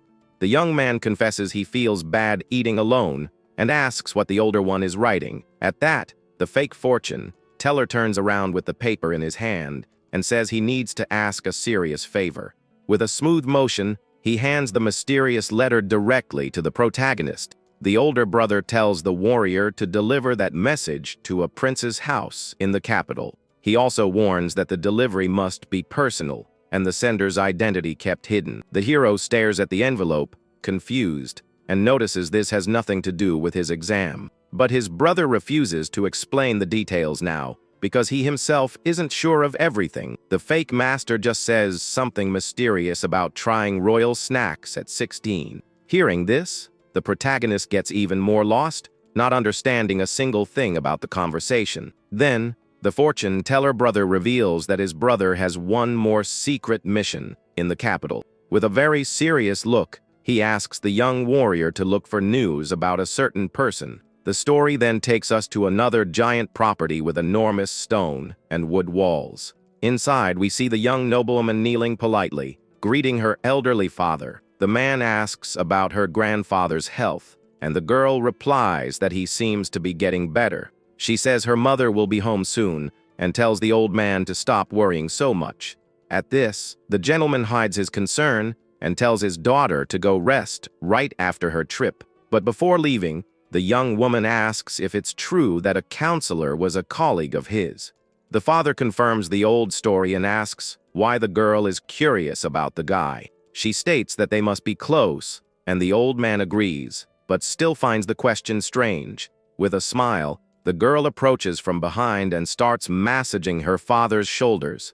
Knowing his daughter well, the gentleman says she can ask for whatever she wants without beating around the bush. The noblewoman pretends to be innocent, saying she just wanted to give a massage, but might ask for something in the future. Time then moves forward to the 3rd month of the lunar calendar, with a beautiful, clear blue sky. The scene cuts to the giant military training office, located in the center of the capital. In the large courtyard, dozens of candidates are sitting on the ground, waiting for the test to begin. In the middle of the crowd, the young protagonist waits for his moment with a serious and focused look. In a covered area, 3 official examiners wait, seated behind a table. Just then, one of the younger guys glances to the side and asks the leader when the test will start. With a look of authority, the minister gives the order to begin the new tests at once. The examiner on the stage asks the other officials to bring the topic for that important test. At this, one of the men in green takes the paper and announces he will reveal the big challenge. Then the guy opens the paper in front of everyone, revealing the surprise theme of that exam. This leaves the candidates confused, hearing the crowd's noise without understanding anything. The challenge asks how they can make more firearms if the country has no copper. At this moment, one of the young men understands that the main problem is the huge lack of the metal. He figures the most obvious answer would be to melt down temple bells to make weapons. But the protagonist realizes that answer would be way too easy for such a tough test. The hero concludes there must be a big problem preventing them from using the temple bells. Then we see the country's king himself sitting on his throne, listening to his ministers. The king reads a document and asks, outraged, who gave the terrible idea of melting bells. The counselor begs on his knees for the leader to approve the request and solve the weapon shortage. However, the king shouts with great anger, saying he will never let them destroy sacred items. Based on this, the young warrior deduces that the real solution can't involve using the bells. Meanwhile, the other competitors start writing their answers in a big hurry. They all dedicate themselves fully to delivering the best proposal in that document. After a long time, the proctor shouts loudly, announcing that the time for the test is over. Then the official tells everyone to hand in their answer sheets to the supervisors. Without a second thought, our protagonist hands his rolled-up test to the proctor. Later, the exam leaders begin to carefully evaluate all the papers they collected. One of them smiles excitedly, suggesting that candidate 17 should get first place. But the goateed leader disagrees with the idea, saying that text 29 is the best. Hearing this, his colleague is shocked, asking how he can support such an unrealistic idea. The wise man defends the proposal to use the country's abundant iron to make the muskets. But the examiner is very doubtful that these foreign weapons can surpass the national ones. The counselor reveals that he has already analyzed a musket up close and noted its firepower. Even so, the guy warns that you can't trust a kid who has never seen the weapon in his life. So the main minister orders a soldier to bring a musket from the military arsenal right now. The others are surprised by the request as the minister calls for candidate 29. At that moment, the hero of the story stands up and calmly says that he is that number. The leader tells the boy to state his full name, and the young man introduces himself with great pride. At this, the examiner warns that he will be severely punished if his proposal is a lie. Suddenly, a beautiful wood and metal musket is placed in the courtyard with its accessories. The young warrior stares at the foreign equipment on the table with a very calm expression. The scene cuts to show a wooden target positioned far away in the field. The examiner taunts the young man, telling him to shoot to prove he really knows the weapon. The man smiles, thinking it's impossible for a young man from the countryside to know how to use that object. But the protagonist laughs internally, since his body is young but his mind is very old. The young man gives a slight smile, remembering that in his past, he fired this weapon a lot. Once again, the military leader authorizes the start of the test, telling the boy to take the shot. Then we are taken to a memory from the future, where an old blacksmith receives a visitor. The older hero hands weapon blueprints to the artisan and asks him to use only steel. The white-haired man analyzes the drawings and says he can manufacture that item. With a fierce look, the great general warns that the country's fate depends on its success.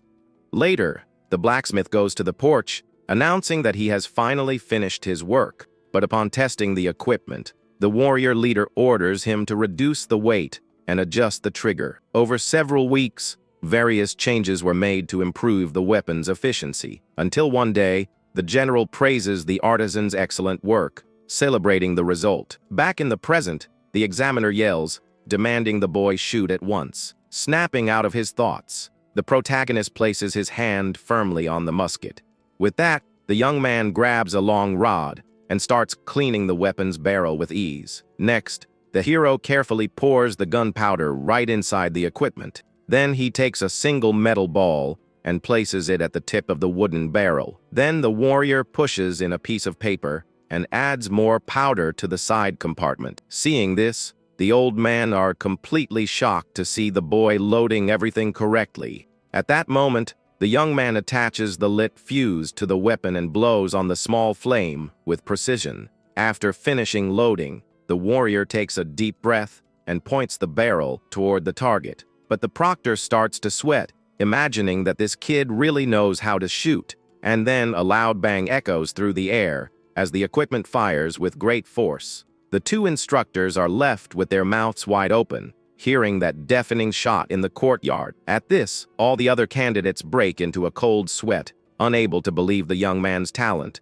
In that instant, the small metal ball flies through the air, cutting through the wind at high speed. With a very strong impact, the projectile hits the wooden target right in the center. Surprised, the examiner raises a trembling finger and orders a guard to check the hole in the target. Our hero calmly lowers the musket, while the soldier runs to the wall. Then the official shouts loudly, announcing that the shot went completely through the wood. The scene focuses on the perfect damage, revealing that the back wall was also heavily damaged. Seeing this, the wise man comments, sweating, that this weapon's destructive power is insane, but the stubborn guy tries to downplay the achievement, saying the slow reload is a bad flaw. To this, the counselor replies that this weapon would strengthen the army and asks why not. Annoyed, the man yells, asking if he needs to spell out the real reason for this. Hearing those rude words, the good old man gets confused and asks for more explanation.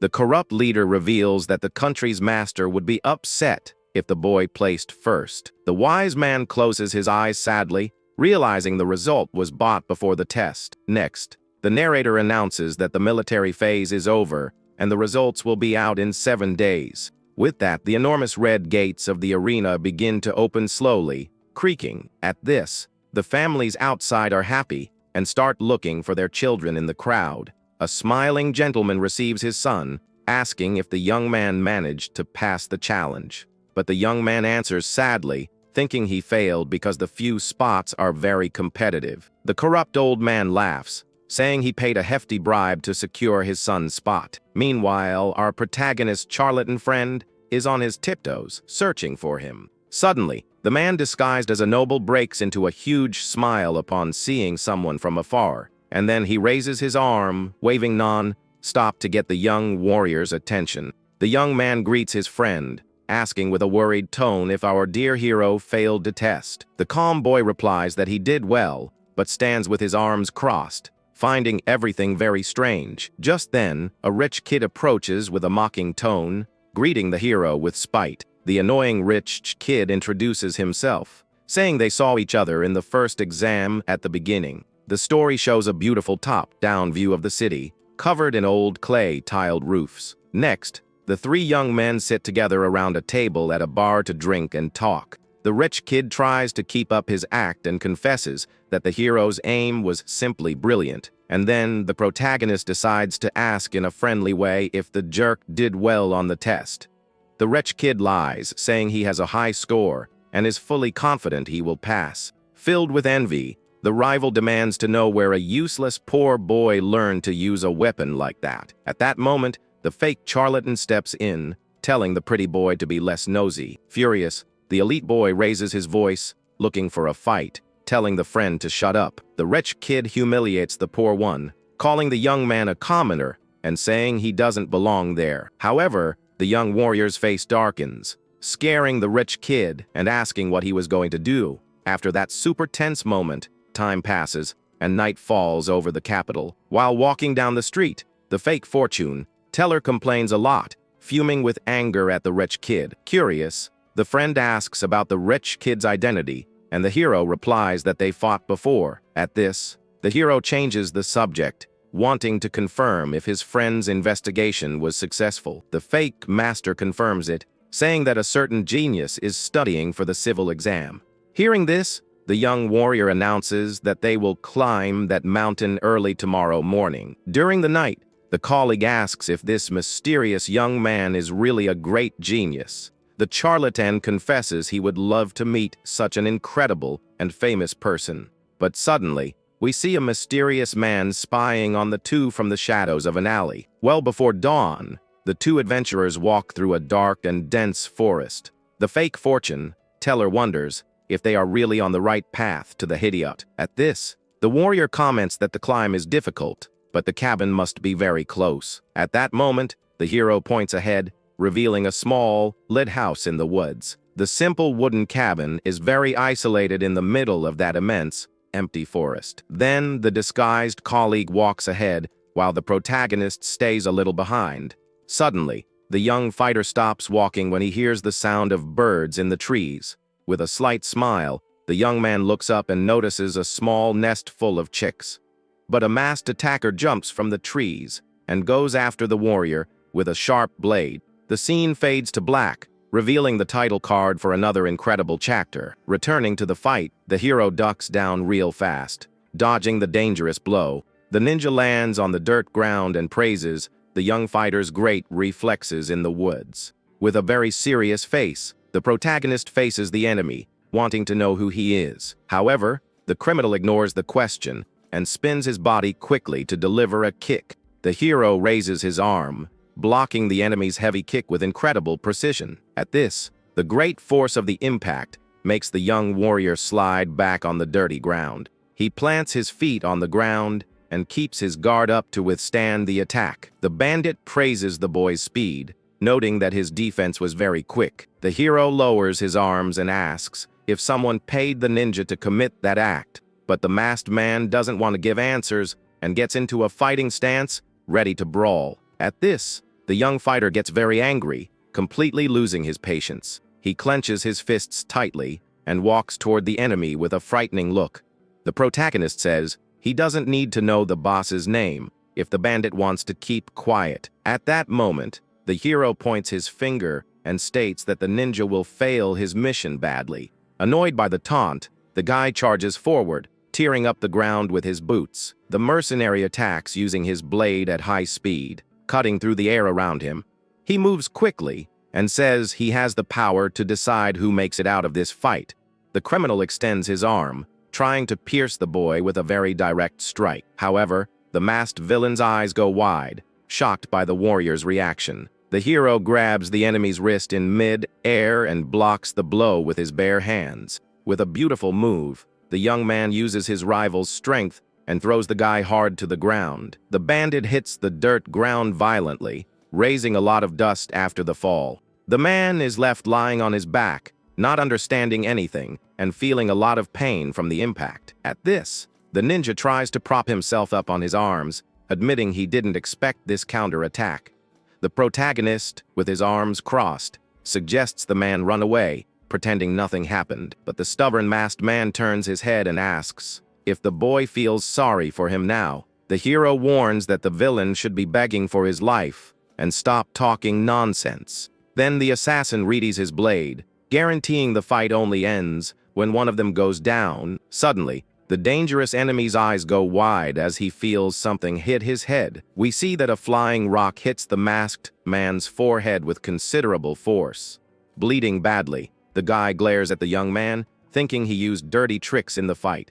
However, the young fighter is completely confused and swears he didn't throw any rock. Then we see the disguised friend holding rocks, wanting to defend our protagonist. The hero's ally approaches with an acquaintance and asks if the young warrior is okay. The young warrior smiles in surprise, recognizing the man and calling him dear brother. With a slight smile, the young man faces the masked ninja in the middle of the dark forest. At this, the villain realizes he took too long and ended up failing his attack mission badly, so the mercenary jumps back and warns that the two will face each other again in the future. The disguised friend holds a rock in his hand and asks if the coward is running from the fight. Without a second thought, he prepares to throw the rock with great force at his rival, but the protagonist extends his arm right away, telling his friend to let the enemy escape. The ally is confused, wanting to know the reason for this, since the guy tried to attack them. The young fighter says they will see each other again and focuses on the sage who just arrived. The older man suggests they all go up to the cabin instead of standing around in the woods. With that, our protagonist agrees with the idea, giving a beautiful, very calm smile. The scene cuts to the lit wooden house, where the friend waits on the porch outside. Inside, the old master serves some good tea and asks if the young man did well on the military exam. The sage explains that he heard about the boy's progress and concluded he would take the second test. At this, he confesses he doesn't understand why the boy chose the armed forces instead of the civil service. The young warrior drinks his tea saying he simply doesn't have the talent to be an official. But the sage complains, thinking that's a lie, and demands to know the real reason. Then the young man gives a sideways smile, saying the military decision was a direct order from the heavens. Hearing this exaggerated answer, the sage bursts out laughing, thinking the boy is a joker. On the dark porch, the protagonist's ally hears the loud laughter coming from inside. With a nice smile, the fake fortune teller notices that their friendship is really very strong. In the room, the man suddenly gets serious, wanting to know why the hero was looking for him. The older man looks at the young one, saying his expression reveals a worry. The young man gives a friendly wink and praises his dear brother's incredible perception. At this, the warrior adopts a serious look, stating that he carries a great doubt in his heart. Seeing the change in tone, the homeowner gets curious and asks the fighter to speak up. The story then shows us a beautiful view of the enormous blue mountain in the middle of the night. After the long talk, the men gather in the dirt yard for a friendly farewell. The young fighter wishes his friend good luck on the test, and the sage thanks him for the sincere support. The homeowner assures him that he will soon send an answer to the hero's difficult question. With that, the hero apologizes, thinking he bothered his partner with that matter. Then the two adventurers start walking, leaving the small, rustic cabin behind. At this moment, we are taken back to the secret and deep conversation inside the room. The hero looks at his friend, wanting to know if he truly understands the meaning of the old text.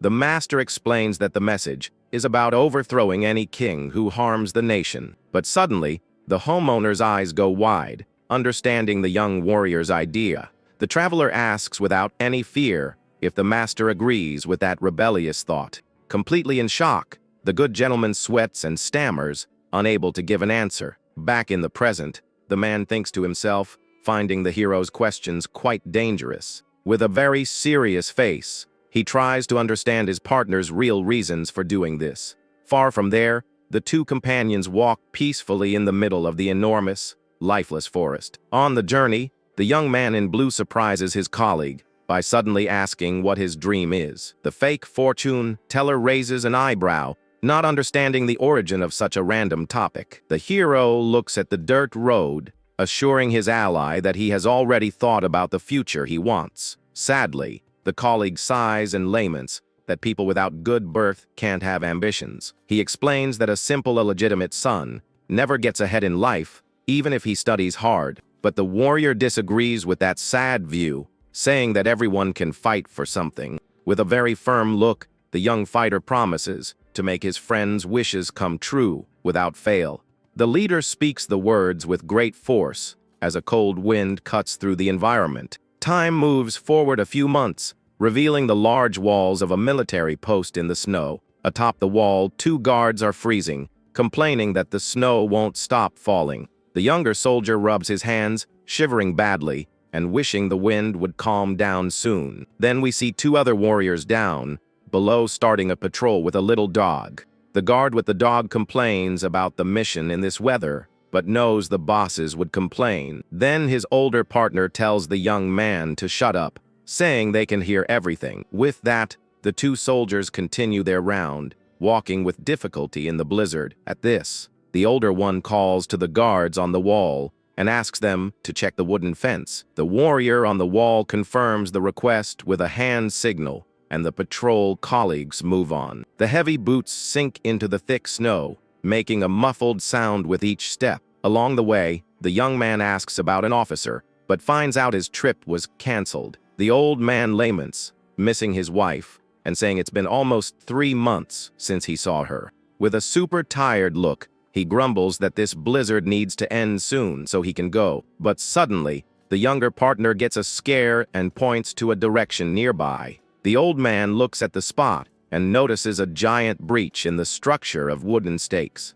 At that moment, the patrol leader tells the rookie to stay put and says he'll check it out. Then the fluffy dog starts barking a lot without stopping, warning that something is wrong. Frightened by the noise, the old soldier tells the animal to shut up, sweating nervously. He pulls the leash hard, getting closer and saying there's nothing on the ground. Annoyed, the guy complains, telling the dog to stop, thinking the animal ate something rotten. but the stubborn animal keeps barking and looking at a pile of snow that is moving. At this, the warrior's eyes go wide, completely in shock, and he asks what that is. And then two dangerous enemy warriors jump out of the snow with blades to attack. Desperate, the old soldier draws his heavy sword, shouting that it's a trap. He warns with all his breath that the barbarians have invaded and tells his allies to react. But at that exact moment, a long enemy arrow cuts through the cold air, flying very fast. The attack hits the poor soldier right in the chest, knocking him down hard onto the snowy ground. Right after, another barbarian archer fires without mercy and hits the poor little dog. Seeing his partners fall, the young rookie turns his back and runs for his life. The young man runs crying towards the wall, begging the soldiers to attack, for goodness sake. But the escape ends quickly when two arrows hit his back, knocking him down hard. From above, the two guards on the wall watch the terrible scene, sweating with terror. A giant horde of enemies emerges from the blizzard, running with hatred and seeking revenge. Without wasting time, one of the guards grabs an alert horn and blows the danger warning. The deep sound echoes throughout the military camp, waking the warriors for the emergency. Quickly,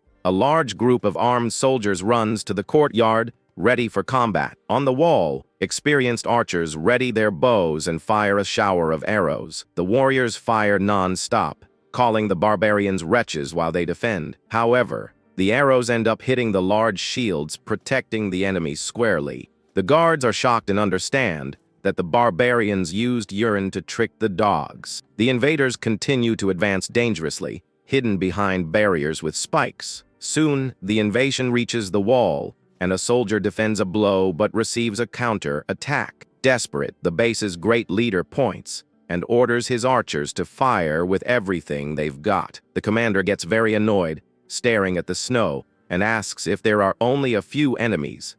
But his assistant trembles from head to toe and warns in terror that the problem is bigger. Hearing this, the general freezes, feeling a chill down his spine as he notices something terrifying. Dozens of wild horses run in the snow, making a sound that shakes the whole ground. A giant enemy cavalry emerges from the blizzard, riding with great hatred and weapons. Their leader raises his heavy sword and demands they all be taken down to avenge his tribe. Next, the fierce warriors aim their bows and fire a shower of arrows. The deadly volley hits the soldiers on the wall, injuring all the poor souls. Desperate, the general shouts for the soldiers not to retreat and orders a full counter-attack. But suddenly, a swift arrow flies through the blizzard and hits the leader squarely in the chest. With the impact, the man falls violently into the thick snow, frightening all the guards. At this, one of the archers on the wall stops firing and notices something strange far away. Quickly, he turns his head, completely surprised as he realizes something shocking. The other guard companions also get confused, not understanding anything about the scene. At that moment, an officer arrives angrily and tells the archers to focus on the battle. However, the guard points ahead, warning that something very bizarre is happening. Hearing that, the superior runs along the wall, wanting to know the reason for the distraction. Then the three men look at the battlefield, hearing a giant war cry. The view focuses on the frozen horizon, showing a plain covered in dense snow. Just then, the storm clears, revealing a mysterious lone rider on top of the hill. Suddenly, a long arrow tears through the cold winds, flying at an insane speed. The surprise attack hits one of the invaders right in the face, knocking him off his horse instantly. Seeing their ally get hit, the terrified barbarians wonder how the attack came from so far away. Completely in shock, the enemies praise the lethal precision of that rider, and soon we see that the elite shooter is none other than our young hero with a beautiful bow. Without losing a second, the fearless rider advances steadily down the hill. With a super confident smile, the young man shouts for his allies to follow him into the fight. With that, the camera pans out, revealing a giant cavalry advancing behind the protagonist. On the wall, the guards are super relieved, noticing that the squadron is a reinforcement. The archer wonders how help arrived so quickly, and the commander doesn't have an answer. Furious with the interruption, the enemy leader orders his warriors to attack the new group. Then a large horde of invaders runs through the snow, vowing to crush the new rivals. At that exact moment, the two gigantic forces clash head-on, kicking up a lot of snow. Right in the middle of the confusion, the protagonist uses his swift sword and strikes a rival. Suddenly, an angry warrior advances, asking if the hero was the guy with the arrows. The barbarian raises his heavy blade in the air, wanting to punish the young man for his friend's fall. With great anger, the guy makes a frontal strike, but the hero deflects the attack with his sword. Keeping his cool, the rider in blue slides the enemy blade, showing control in the fight. Taking advantage of the opening, the young fighter makes a quick counter-attack, hitting the villain's shoulder. With the strong blow, the mercenary loses his balance and is left confused by the trick. Ignoring the defeated enemy, the powerful protagonist spins his weapon and advances on the field. The squadron leader raises his voice, saying the invader have just gone to a very bad place. With a frightening look, the boy points his weapon, swearing that no one from the tribe will leave here standing. But a giant brute advances in the snow and says those threats are a joke. The battlefield turns into chaos, with soldiers trading brutal blows from all sides. In the middle of the conflict, a brave warrior raises his sword and orders a new formation. At this, 3 soldiers with long spears gather and adopt a strong defensive stance. The giant squadron attacks in a synchronized manner, creating an impossible barrier to break through. Seeing the guards' synchrony, the mercenaries break into a cold sweat and lose their courage in the face of such power. Returning the focus, our traveler in blue rides to meet that brute. With his face consumed by hatred, the big guy makes a cut and extends his blade at high speed. But using incredible agility, the protagonist leans back on his horse and dodges. The hatted rival's eyes go wide, unable to believe the boy's reflexes. In a quick move, the hero takes advantage of the dodge to land a strong kick on the guy's horse. Next, the young warrior presses his advantage and comes down with an overhead strike. The immense force of the clash makes the barbarian retreat, feeling his whole body tremble. With his opponent off balance, the squadron leader extends his arm and delivers a frontal attack. The large brute suffers the strong impact and falls onto the animal's back, defeated. The enormous barbarian falls into the thick snow, completely shocked by the sudden blow. At this, the big guy puts his hand on his chest, feeling immense pain and losing all his air. Taking advantage of the opening, the fearless hero leaps from his horse, flying with great agility. With that, the young warrior lands an incredibly powerful flying kick to the enemy's chest. The strong impact sends the brute flying, landing on his back in the snow with great force. Lying on the cold ground, the mercenary lets out a loud groan and can't take the pain anymore. But even injured, the guy refuses to lose and firmly grabs his sword on the ground. Consumed by a blind rage, the villain gets up, yelling that he's going to tear his rival to pieces. However, upon looking forward, the big guy's expression changes instantly, revealing total terror. All because the young man in the hat just stares at his rival, holding his sharp blade. Completely sweaty, the invader praises the great strength of that squadron of soldiers. Then, without a second thought,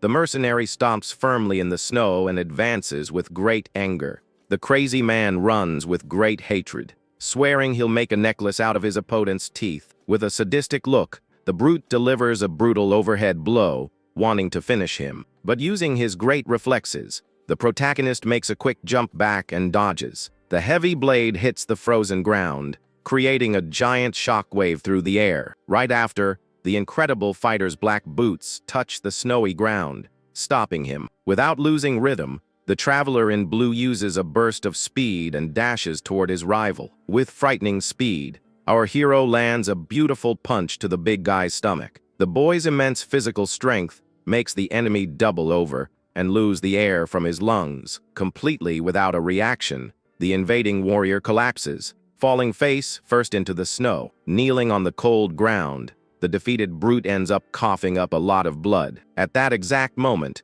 the victorious swordsman points his weapon at the villain's forehead. The mercenary freezes from head to toe, staring at the squadron leader with terror. In a very serious tone, the young man says all the enemies have fallen and tells him to surrender. With no other choice, the huge man swallows hard and understands that his tribe has lost. As the camera pans out, we see the immense number of warriors fallen on the ice. Soon, the base's soldiers finish the job and tie up all the barbarians who survived. Then a beautiful scene transition occurs, revealing a sunrise in the mountains. The warm morning light illuminates a small, isolated village covered in snow. In that calm environment, a cute white bunny munches on its little meal peacefully. But suddenly, the peace is completely shattered when a swift arrow tears through the winds. Using its instincts, the animal makes a strong leap and escapes the deadly attack that hits the ground. Coming out from among the trees, a young hunter runs in frustration and laments the miss. The agile young man continues the chase and complains that the prey in the region is fast. Tired of the chase, the man lowers his warm hood, revealing tied-up hair. At this, the archer sighs and asks how many animals they've let escape, and hears a sound. Quickly, the curious boy turns his head, trying to understand what caused the noise. His gaze wanders through the frozen grove, carefully searching for the source of the sound. And soon his brown eyes go completely wide as he focuses on a creature in the landscape. A giant and fierce wild boar with dark fur walks peacefully through the forest. The young man's heart races with excitement, and he breaks into a smile upon finding such good prey. The hunter licks his lips, drooling for a piece of meat, and celebrates his great luck. Without making a sound, the focused guy takes short steps in the snow, wearing straw shoes. Carefully, the young archer approaches stealthily and hides behind a pine tree. Hidden from the large animal's view, the boy takes a deep breath and adjusts his posture. Next, he gently reaches his hand back and pulls a sharp arrow from his quiver. Focused on not missing, the lethal archer knocks the ammunition and draws the bowstring with force. He completely focuses his hunter's gaze and masterfully calculates the trajectory. The camera focuses closely on the young man's determined expression, waiting for the moment to take down the prey. In the past, the protagonist's master teaches him an archery technique called the spiral shot. He explains that the trick is to release the arrow while twisting the wrist with the string drawn. The older warrior warns that this increases accuracy, but can go wrong without practice. Back in the present, we see the young archer focusing his sharp gaze while drawing the string. Our hero is hunting in the snowy forest and aims at a large wild boar, but at that exact moment, he steps hard on the snow, making a sound that breaks the silence. At this, the animal notices the hunter's presence and turns its eyes, startled by the sound. Without wasting time, the archer releases the bowstring using his master's technique. Sensing the danger, the wild pig turns its back and starts running desperately. However, the shot travels through the cold air, cutting through the winds at an impressive speed. And then the arrow hits the animal's back squarely with a very accurate force. Even wounded, the stubborn pig continues to flee across the plain, screaming in pain without stopping. Annoyed by the miss, the boy doesn't give up and pulls another piece of ammunition for a new attack. He extends his arm firmly and fires at the target, which is getting farther and farther away. The second attack hits the animal's body again, causing a strong impact on its back. With the blow, the boar lets out a giant grunt, feeling the weight of the deadly hunt. But surprisingly, the brute creature refuses to go down and continues its desperate escape. Seeing this, the young hunter gets completely frustrated and yells, annoyed by the target's escape. Determined not to lose his dinner, he grabs the bow desperately and pulls the string with all his might. And in a final effort, the boy twists his wrist hard and fires the third arrow into the air. The deadly projectile travels in a perfect line, showing the evolution of the incredible archer. At this, the memory ends, and we see a guard giving a kick and ordering a prisoner to sit.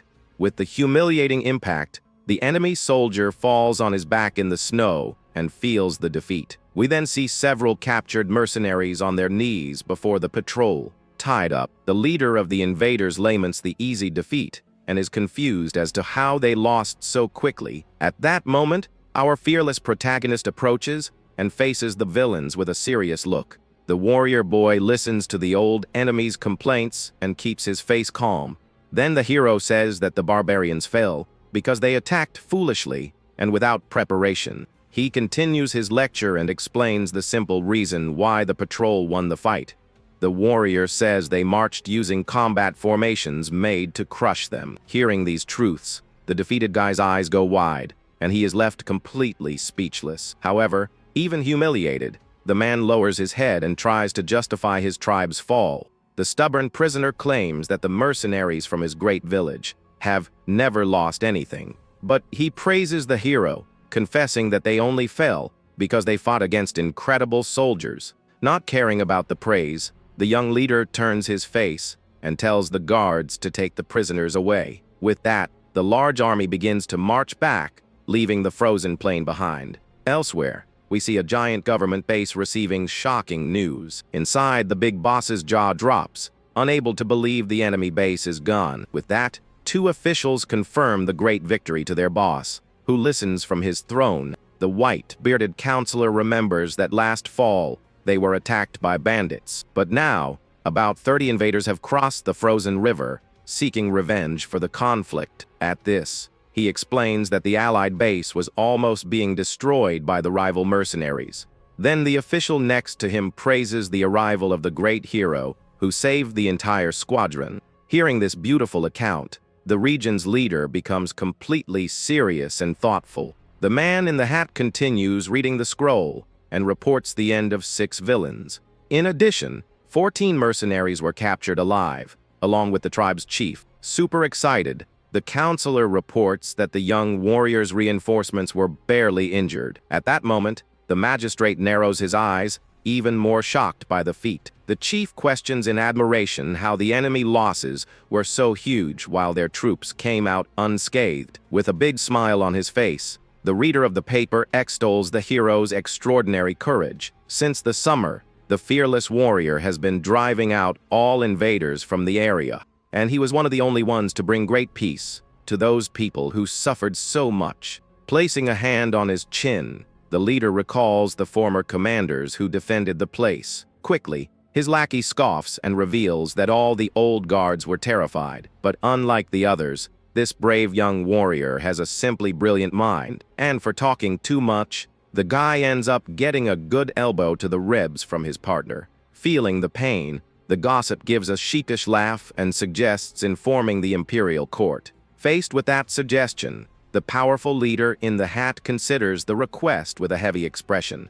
However, he raises his hand, and besides, they first need to inform the region's generals. Having received the orders, the 2 subordinates bow and accept the request with respect. At this, a scene transition occurs, revealing the 2 suited men walking in the courtyard. Walking side by side, the young man who read the report notices his friend's strange mood. Curious, the guy asks what the real reason for him looking that way would be. Hearing his partner, the old bearded man sighs heavily and lets out a breath, looking at the sky. In a downcast tone, the older man laments, saying his family's good life is over. Totally confused, his companion questions what on earth he could mean. Maintaining his serious posture, the man tells his colleague to use his head a little more.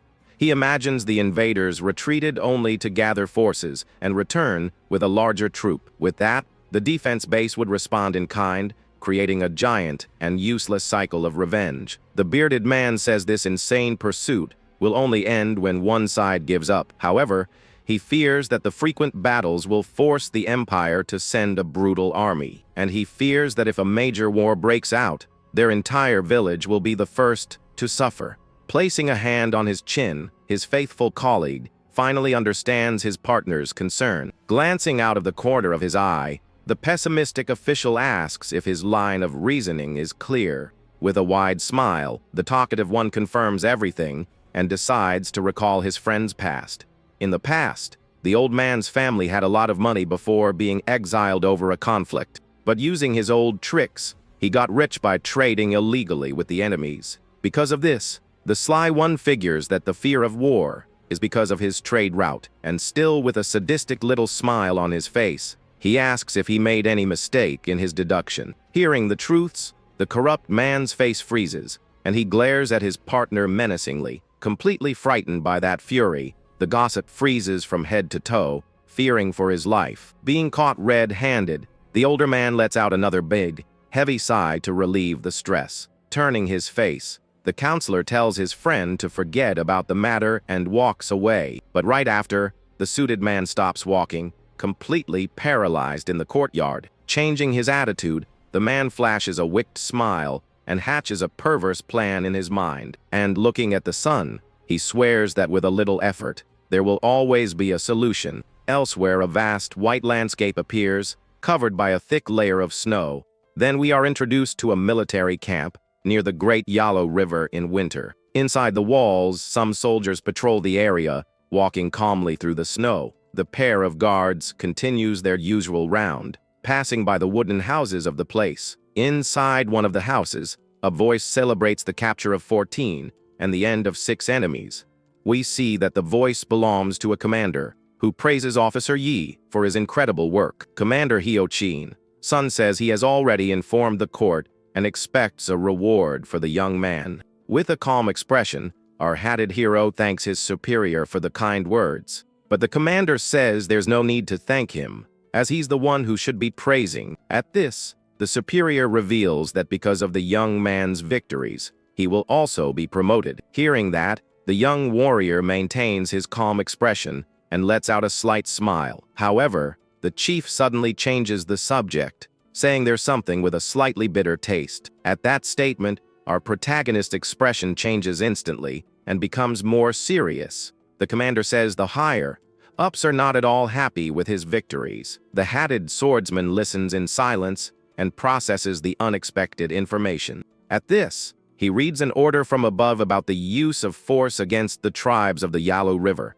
The young officer continues to listen attentively, keeping his gaze focused on the chief. Then, with his eyes closed, the young man wonders who from the high command sent this order. Across the table, the commander looks at him with a serious gaze and a heavy expression. With a sharp look, our hero states that whoever it is, they have misjudged the situation. He then completes his thought and says firmly that their decision is wrong. The young man explains that the Jurchens do not fear the kingdom's authority and cross the border to hunt. He recalls that last fall, the barbarians invaded villages, causing harm and looting the people.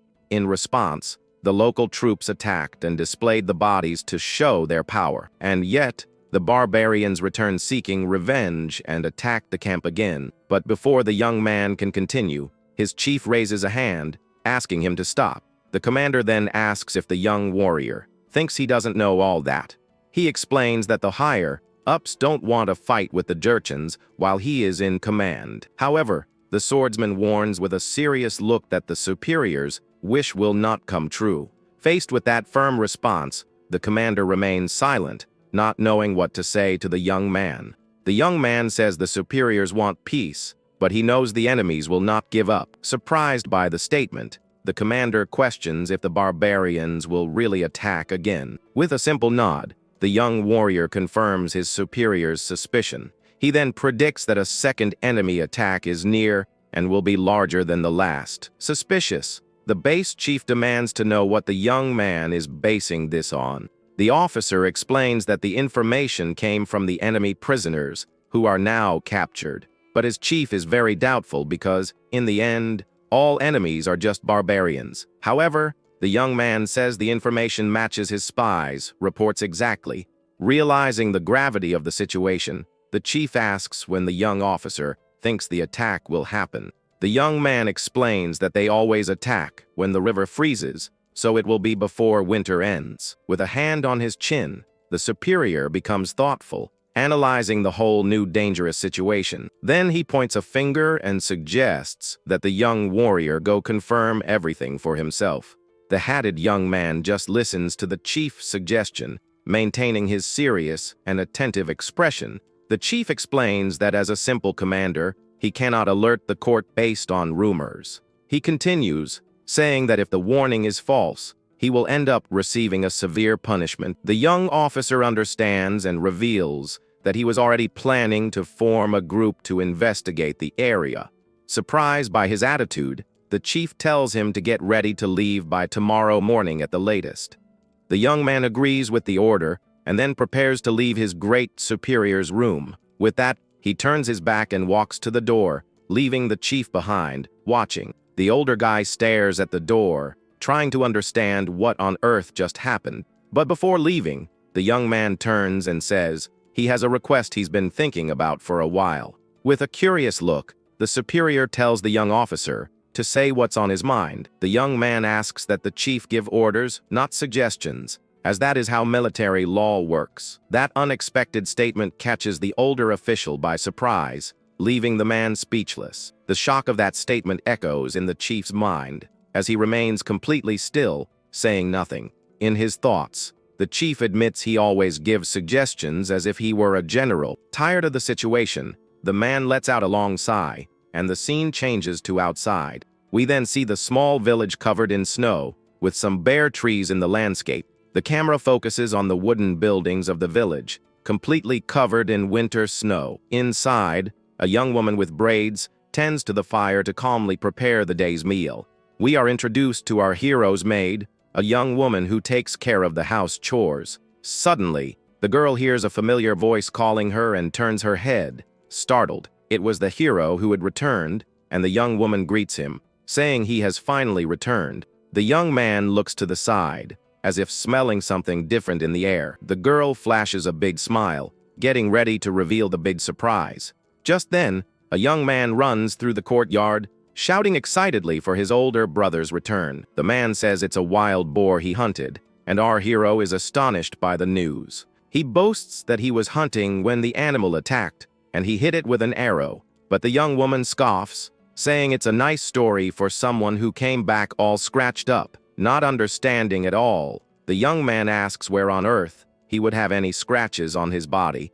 She points to his face and says the man's back is full of marks. The young man pushes her hand away and says he got hurt because he slipped while carrying the animal. He then clears his throat and swears that heaven and earth know he took down the prey. To prove it, he points to the animal's meat, which is drying, hanging outside. He brags that to take down an animal that size, his aim must be very good. With a proud smile, he jokes that he must have known how to shoot since he came out of the womb. With her arms crossed, the young woman tells the guy to stop being ridiculous with those stories, but he retorts that fish are born knowing how to swim, and nobody questions that. The trio continues their little argument. They're in the middle of the hero's snowy courtyard. The hunter turns his face to his older brother and waits for a supportive response. Our hero looks at his brother with a serious gaze and a very heavy expression on his face. The hunter turns his face back while the young woman remains with her arms crossed and annoyed. In a firm tone,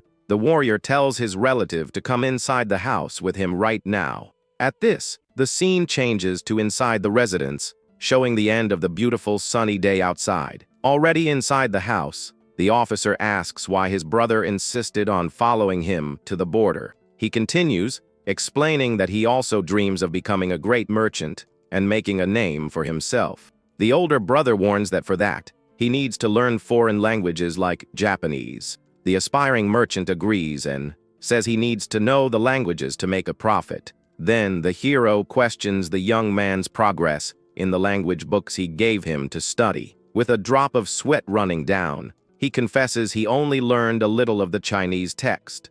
Without patience, the officer tells his relative to read aloud everything he remembers by heart. The young man begins to recite a passage about counting families and measuring the province's grains. But in the middle of the sentence, he stammers, and his brother slams his hand hard on the wooden table. The hunter gets a huge scare from the noise and is completely paralyzed with fear. With a very serious look, the warrior says that because of that mistake, he will punish his brother. He says the punishment will be to write while standing on one leg for 5 whole days. The officer says the training lasts 2 hours and is a standard exercise for his soldiers. Completely embarrassed, the young man complains that he is not a soldier and asks for a lighter punishment. With a cold look, the older brother says that if he doesn't want to, he can go back home. That direct response catches the hunter by surprise, leaving him shocked and speechless. Defeated, the young man agrees with his head down and accepts that he will have to do the training. The officer adds that the training stone will weigh 2 June, and the young woman will watch him. The young man lets out a long sigh of defeat, feeling his soul slowly leaving his body. A beautiful scene transition occurs, revealing a bright sunrise in the mountains. In the morning, our hero mounts his horse, and the maid wishes him a safe return. As soon as he leaves, the young woman turns and walks back inside the residence. Outside, the hunter begins his punishment and complains about his bad mood in the morning. The young woman then approaches, and the sweaty young man asks if his brother has already left. As soon as she confirms, the clever one throws the heavy stones hard onto the frozen ground. The hunter bends over,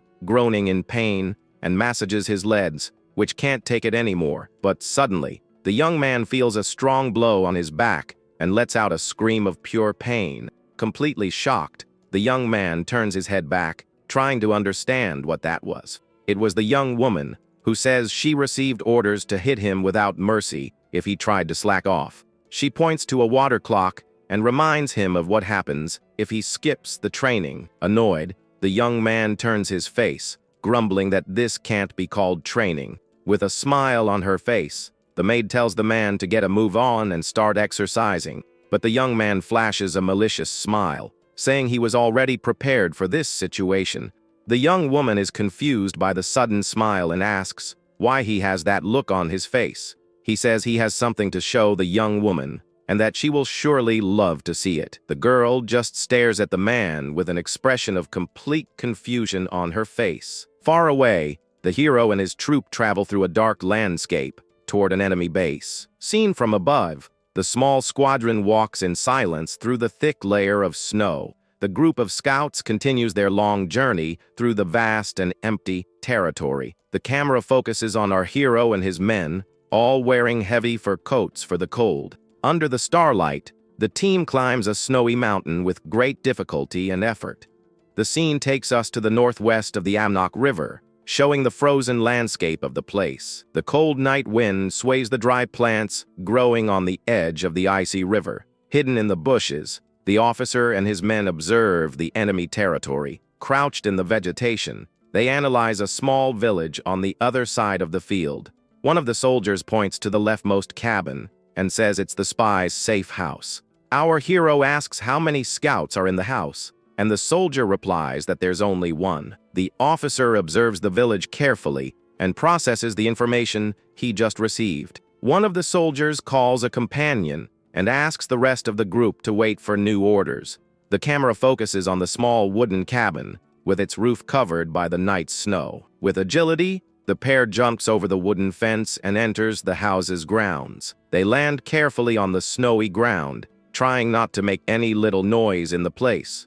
The young man turns his head to the side, sensing a presence approaching very slowly. A man appears and says a secret password to confirm that he is the expected spy. He then reveals that he was already expecting their arrival, because he received a warning in the morning. The scene changes and shows the full moon shining brightly in the dark, starry night sky. Our hero questions if it's certain that the enemies are planning a major invasion. The spy confirms it, but says he couldn't find out the exact date they will depart. However, he believes the attack will happen by the middle of next month at the latest. With a curious look, the officer asks what led the spy to this conclusion. He explains that he heard it from the mate of a big shot, who commands about 30 villages in the area. The informant says he saw the chief ordering the blacksmiths to make many weapons. Our hero asks where this chief's base is and how many invaders he commands. While serving a drink, the spy reveals that the base is near a mountain. He describes the place as a village protected by mountains and surrounded by stakes. Inside live 70 families with a total of 200 men ready for battle. But the informant warns that the problem is not the tribe itself, but something much bigger. He reveals that the chief also requested troops and supplies from the lord he serves. With a hand on his chin, the officer concludes that the number of invaders will be very large. The spy estimates that more than 1,000 invaders will join this major military offensive. With wide eyes, the hero repeats the number 1,000, completely shocked by the info. The informant adds that the exact number will depend on how many soldiers they send. The young warrior remains silent with a drop of sweat running down his tense face.